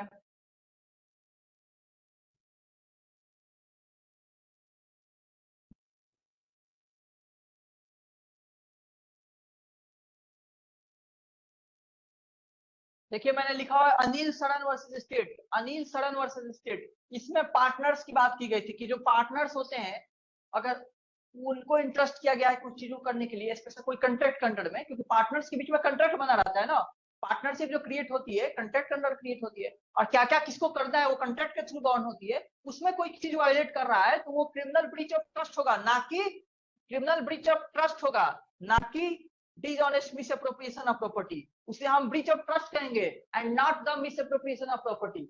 ओके, ये बात मैं पहले भी बता चुका हूं।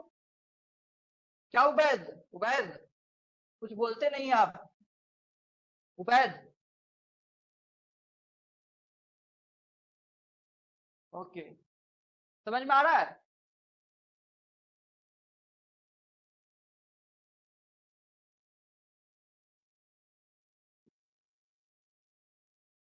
सोमनाथपुरी versus State of Rajasthan. Somnathpuri versus State of Rajasthan. इसमें क्या हुआ था कि इंडियन एयरलाइंस का एक स्टाफ था, एक एम्प्लॉय था, वो क्या करता था कि पैसेंजर से कुछ ज्यादा रुपए ले लेता था, कोई भी चीज का ये करके डॉक्यूमेंट में कमी व्हाटएवर, ज्यादा रुपए सबसे ले लेता था और उसको अपने यूज में ला लेता था, मिसअप्रोप्रिएट कर लेता था ज्यादा रुपए लेके। इसको क्या माना गया? इसको ब्रीच ऑफ ट्रस्ट माना गया। ब्रीच ऑफ ट्रस्ट, एम्प्लॉय जो है वो लीगल ऑब्लिगेशन से बाइंड होता है ना भाई, उसको एम्प्लॉय है, उसको टर्म्स कॉन्ट्रैक्ट के एम्प्लॉयमेंट के टर्म्स होते हैं, कॉन्ट्रैक्चुअल रिलेशंस होते हैं। तो ये जो ब्रीच कर रहा है, it was breach of trust and not criminal misappropriation of property. Shambhavi समझ में आ रही है ना ये सब कैसे ब्रीच ऑफ ट्रस्ट हो रहा है, नॉट मिसअप्रोप्रिएशन? हाँ हाँ सर, हाँ। Okay okay. स्त्री धन आप लोग समझते हैं? स्त्री धन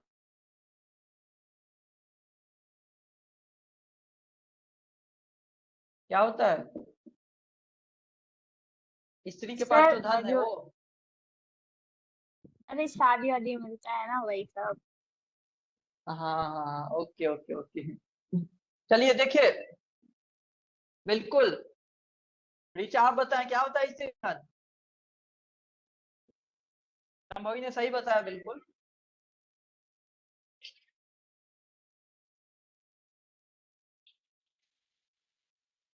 फीमेल्स को, ओके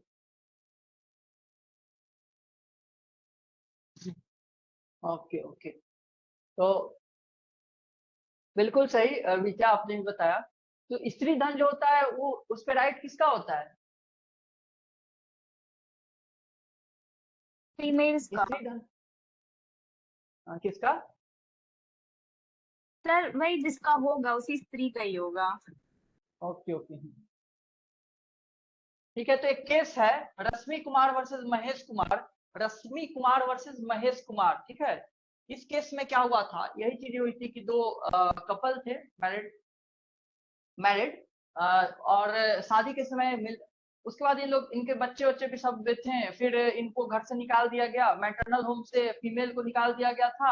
और ये जब बाद में इन्होंने केस फाइल किया हुआ था, क्रुएल्टी वगैरह इनके साथ हुई थी, फिर उन्होंने क्लेम किया कि इनका जो स्त्री धन है, मतलब जो भी मिले हुई थी प्रॉपर्टी, कब शादी के समय कहीं से भी रिलेटिव दिए रहते हैं, घर वाले दिए रहते हैं, स्त्री के फैमिली वाले दिए रहते हैं, फीमेल के फैमिली वाले दिए रहते हैं, ये सब जो प्रॉपर्टी है जिन्हें स्त्री धन कहा जाता है, वो सब हस्बैंड के पोजीशन में है, यानी हस्बैंड के पोजीशन में है।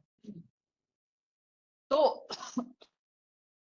उनका कहना था कि उस चीज का वो लोग अपने कामों में यूज कर लेंगे, हमें नहीं देंगे, मिसअप्रोप्रिएट कर लेंगे इस चीजों के लिए, उसी को इंश्योर करने के लिए, उसका मिसयूज ना हो, वो मुझे दे दिया जाए, मेरा हक है उस पर, इसके लिए केस फाइल हुई थी। तो सुप्रीम कोर्ट ने डिसाइड किया था कि ये जो प्रॉपर्टी है, स्त्री धन जो है हस्बैंड के पास, तो हस्बैंड को यहाँ पे इंटरेस्ट किया गया है, ठीक है। Husband was interested to take care of the stridhan of the female, और उसका अगर वो लोग मिसयूज करते हैं, मिसअप्रोप्रिएट करते हैं, तो then it would constitute the offence of, क्या हो जाएगा, क्रिमिनल ब्रीच ऑफ ट्रस्ट। क्योंकि यहाँ इंटरेस्टमेंट, सुप्रीम कोर्ट ने बोला ये इंटरेस्टमेंट हो गया। किसका इंटरेस्टमेंट हो गया? वो स्त्री धन का। स्त्री धन पे लीगल राइट्स होते हैं फीमेल के, फीमेल का लीगल राइट्स है और वो कभी भी क्लेम कर सकती है, उसको आपको मिसअप्रोप्रिएट नहीं करना है। And you have been interested to take care of those properties, and if that would be misappropriated, then there would arise liability under this particular section 316 of BNS या 405 of IPC। समझ में आई सब बातें आपको? ये इंटरेस्टमेंट के एग्जांपल्स हैं। अब बताइए आप लोग ये सब जान, केस का क्या हाँ, नाम था? क्या बोला आपने? सर केस का क्या नाम था ये वाला? अच्छा, ये केस रश्मि कुमार बोला था मैंने, रश्मि कुमार वर्सेस महेश कुमार। केस समझ में आ गई आपको? यस सर, केस समझ में। रश्मि कुमार वर्सेस महेश कुमार बोला था। Okay sir. ओके, और किसी को कोई दिक्कत? कल्पना वैद। चलिए अब आप लोग बताइए कि क्या लगता है, अब ये सब पढ़ने के बाद मिस अप्रोप्रिएशन में और ट्रस्ट में क्या क्या डिफरेंस समझ में आ रही है? इसको भी हटा देते हैं। एक तरफ हो गया misappropriation of property,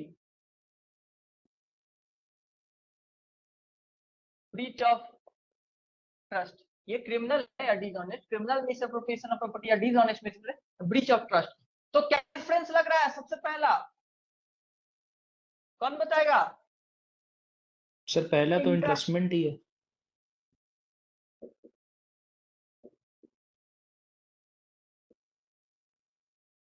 पहला यही हो गया कि misappropriation of property, dishonest misappropriation of property में क्या होता है? कंट्रैक्चुअल रिलेशनशिप या इंटरेस्टमेंट नहीं होती है। There is no element of trust और contractual relationship in case of misappropriation of property. Misappropriation of property में ये चीजें नहीं होती है, और इधर जाहिर सी बात है होती है, इधर होती है, यही चीज होती है जो मैंने इधर लिखा हुआ है। यानी कि there is element of trust, trust का एलिमेंट होता है, कंट्रैक्चुअल रिलेशनशिप होती है, कंट्रैक्चुअल रिलेशनशिप होती है किसमें? इसमें ब्रीच ऑफ ट्रस्ट में, क्रिमिनल ब्रीच ऑफ ट्रस्ट में कंट्रैक्चुअल रिलेशनशिप होती है, लीगल ऑब्लिगेशन होती है, इंटरेस्टमेंट होती है, ट्रस्ट का एलिमेंट होती है, उसी को तो ब्रीच किया जाता है। वहां पे वो ब्रीच करके मिसअप्रोप्रिएट किया जा रहा है, यहाँ पे वो बिना कंट्रैक्चुअल ऑब्लिगेशन के, बिना ट्रस्ट के फिर भी मिसअप्रोप्रिएट किया जा रहा है, तो डिसऑनेस्ट मिसअप्रोप्रिएशन होगा। समझ में आई आपको ये डिफरेंस? दूसरा क्या हो जाएगा? दूसरा क्या हो जाएगा डिफरेंस? कौन बताएगा? अथॉरिटी रहती है ब्रीच ऑफ ट्रस्ट में, अथॉरिटी और प्रॉपर्टी दूसरे को दे दी जाती है और पावर उस दूसरे में नहीं दिया जाता और वॉयलेशन हो जाता है ब्रीच ऑफ ट्रस्ट में, क्रिमिनल ब्रीच ऑफ ट्रस्ट। हाँ ओके, जैसे बोला आपने ऑथोरिटी, ठीक है, ऑथोरिटी एक तरह से दिया दोनों को जा रहा है, लेकिन एक में ऑथोरिटी दिया जा रहा है थ्रू दिस कंट्रैक्चुअल ट्रस्टफुल, ये सब ट्रस्ट का रिलेशनशिप कंट्रैक्चुअल। दूसरा में भी दिया ही जाता है दूसरे को, लेकिन without this, without trust contractual relationship. तो ये कहना कि दोनों में ये देना, दोनों में कुछ ना कुछ यूज करने के लिए देते हैं कि तुम इसका ये यूज करना, या तुम अभी कुछ रख लो, व्हाटएवर चीजों के लिए दिया जा रहा है, लेकिन वो देने में जो है इसमें ट्रस्ट का एंगल रहता है, कॉन्ट्रैक्ट का जो एलिमेंट होता है वो उसमें नहीं होता है। हाउएवर दोनों में दी जाती है चीजें। ओके ठीक है। Okay okay. अच्छा, जो मिसअप्रोप्रिएशन ऑफ प्रॉपर्टी है, मिसअप्रोप्रिएशन ऑफ प्रॉपर्टी है उसमें यही एक जो डिफरेंस, जैसे ट्रस्ट वाला मैंने बताया एलिमेंट ऑफ ट्रस्ट, इसमें ये भी बोला जा सकता है कि इसमें जो होती है इंटरेस्टमेंट हो रही है, और यहाँ पे क्या हो रहा है, यहाँ पे इनोसेंटली आ जाती है। इनोसेंटली मतलब कि इंटरेस्टमेंट नहीं होती, एक तरह से इंटरेस्टमेंट है, इसमें इंटरेस्टमेंट नहीं है, इंटरेस्टमेंट के एलिमेंट इसमें है, ये इसमें नहीं है। और इसी का एक तरह से एक्सप्लेनेशन ये है, इसी का एक्सप्लेनेशन ऊपर वाला डिफरेंस है कि इंटरेस्टमेंट का एलिमेंट का क्या कहने का मतलब, यहाँ पे एलिमेंट ऑफ ट्रस्ट है, कॉन्टेक्चुअल रिलेशनशिप होती है, इसमें नहीं है, तो डिफरेंस तो वही है एक तरह से, लेकिन फिर भी। अच्छा, movable criminal misappropriation of property किस तरह की प्रॉपर्टी का होती है? मूवेबल, इमूवेबल, क्या? Movable sir. और ब्रीच ऑफ ट्रस्ट इमूवेबल की हो सकती है, ब्रीच ऑफ ट्रस्ट।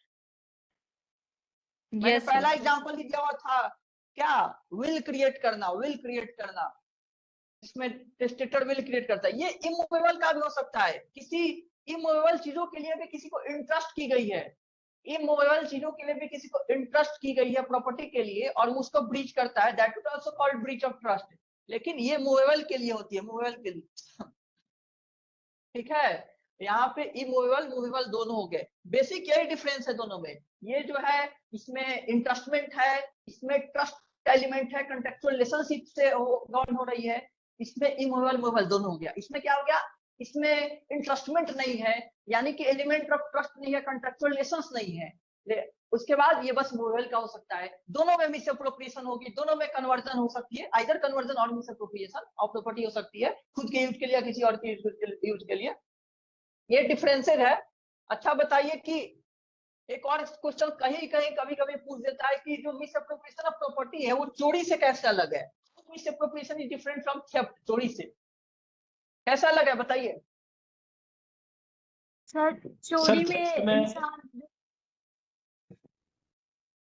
हाँ हाँ बताइए, कोई भी बता दीजिए।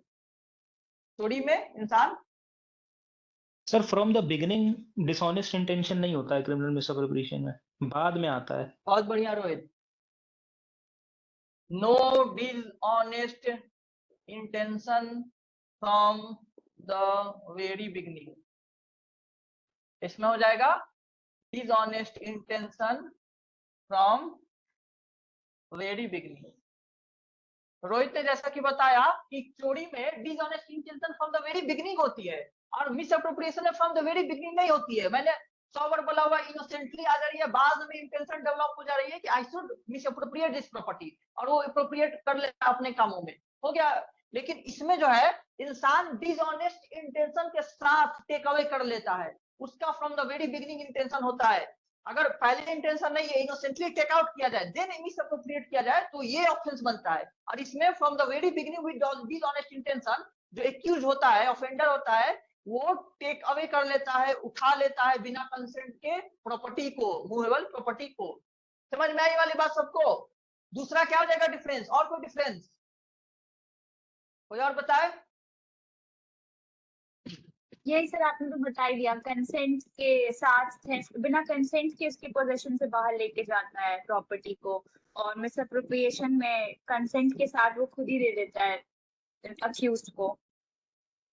बिल्कुल सांभर, बिल्कुल।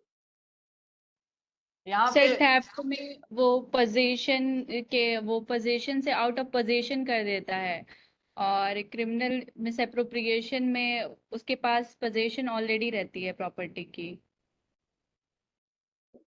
ये भी बहुत बड़ी बात है, बहुत बढ़िया बात है। कौन बोला? सोनाक्षी, रीता, कौन बोला? सोनाक्षी। देखिए, ओके, दूसरा आया था सांभवी ने कि थेफ्ट में विदाउट कंसेंट ली जाती है, बिना कंसेंट का प्रॉपर्टी टेक अवे की जाती है। लेकिन मिस अप्रोप्रिएशन में दिया जाता है इनोसेंटली, ऑनर जो होता है दे दिया है खुद से, उससे ले लिया गया, बाद में मिस अप्रोप्रिएट की जा रही है। फिर अभी सोनाक्षी ने बताया, सोनाक्षी ने पोजेशन की बात की, आउट ऑफ पोजेशन, जो क्रिमिनल मिस अप्रोप्रिएशन होती है, पोजेशन की बात की थी ना आपने? Yes sir. ओके, जो मिस थेफ्ट में होती है कि आउट ऑफ पोजीशन लेके चली जाती है, आउट ऑफ पोजीशन। और मिस अप्रोप्रिएशन में क्या होती है, खुद से पोजीशन में दिया हुआ है, पोजीशन में आ चुकी है। और इसी को कह सकते हैं दूसरे लैंग्वेज में ये भी कि जो पोजीशन लेना हुआ ना मिस अप्रोप्रिएशन, वो क्रिमिनल एक्ट हुआ ही नहीं। Taking position is not a criminal act. Theft में विद डिसऑनेस्ट इंटेंशन ले लेना वो क्राइम बन जाता है उसी समय। लेकिन यहाँ पे पोजीशन कह सकते हैं पर से इज नॉट ऑफेंस। यहाँ पे डिसऑनेस्ट इंटेंशन के साथ पोजीशन ले लेना ऑफेंस बन जाता है, क्योंकि यहाँ पे पोजीशन तो खुद से ही दिया गया है। ऊपर वाला एलिमेंट अगर हम देखें कि विद कंसेंट लिया गया पोजीशन, विद कंसेंट पोजीशन लिया गया है, तो ये ऑफेंस बना ही नहीं। हमने परमिशन लेके पोजीशन लिया तो ऑफेंस ही नहीं बना। यहाँ पे क्या हुआ, पोजीशन का कोई कंसेंट दे के नहीं देता है, यहाँ पे डिसऑनेस्टली किसी प्रॉपर्टी का पोजीशन ले लिए तो वो ऑफेंस बन जाती है। ओके, ये पोजीशन ग्राउंड पे। सेम आप मूवमेंट वाले ग्राउंड पे भी लिख सकते हैं। मूवमेंट कराना इसमें क्राइम नहीं होती है, मूवमेंट क्राइम नहीं होती है, क्योंकि हमने कंसेंट से लिया हुआ है, मूव कराया हुआ है, दैट इज नॉट। एक तरह से क्या हुआ, ये डिफरेंसेस निकालना हुआ एक दूसरे के एलिमेंट से, क्योंकि मूवमेंट एक एलिमेंट होता है थेफ्ट का, इसलिए हम मूवमेंट के ग्राउंड पे डिफरेंस बता दे रहे हैं, क्योंकि हमें पता है कि वहां पे मूवमेंट करा दिया जाता है, वहां पता है कि पोजीशन से बाहर निकाल, वहां कंसेंट की बात आती है, वहां डिसऑनेस्ट की बात आती है। तो सारा हम लोग थेफ्ट वाले ही एलिमेंट को डिफरेंस बना दे रहे हैं।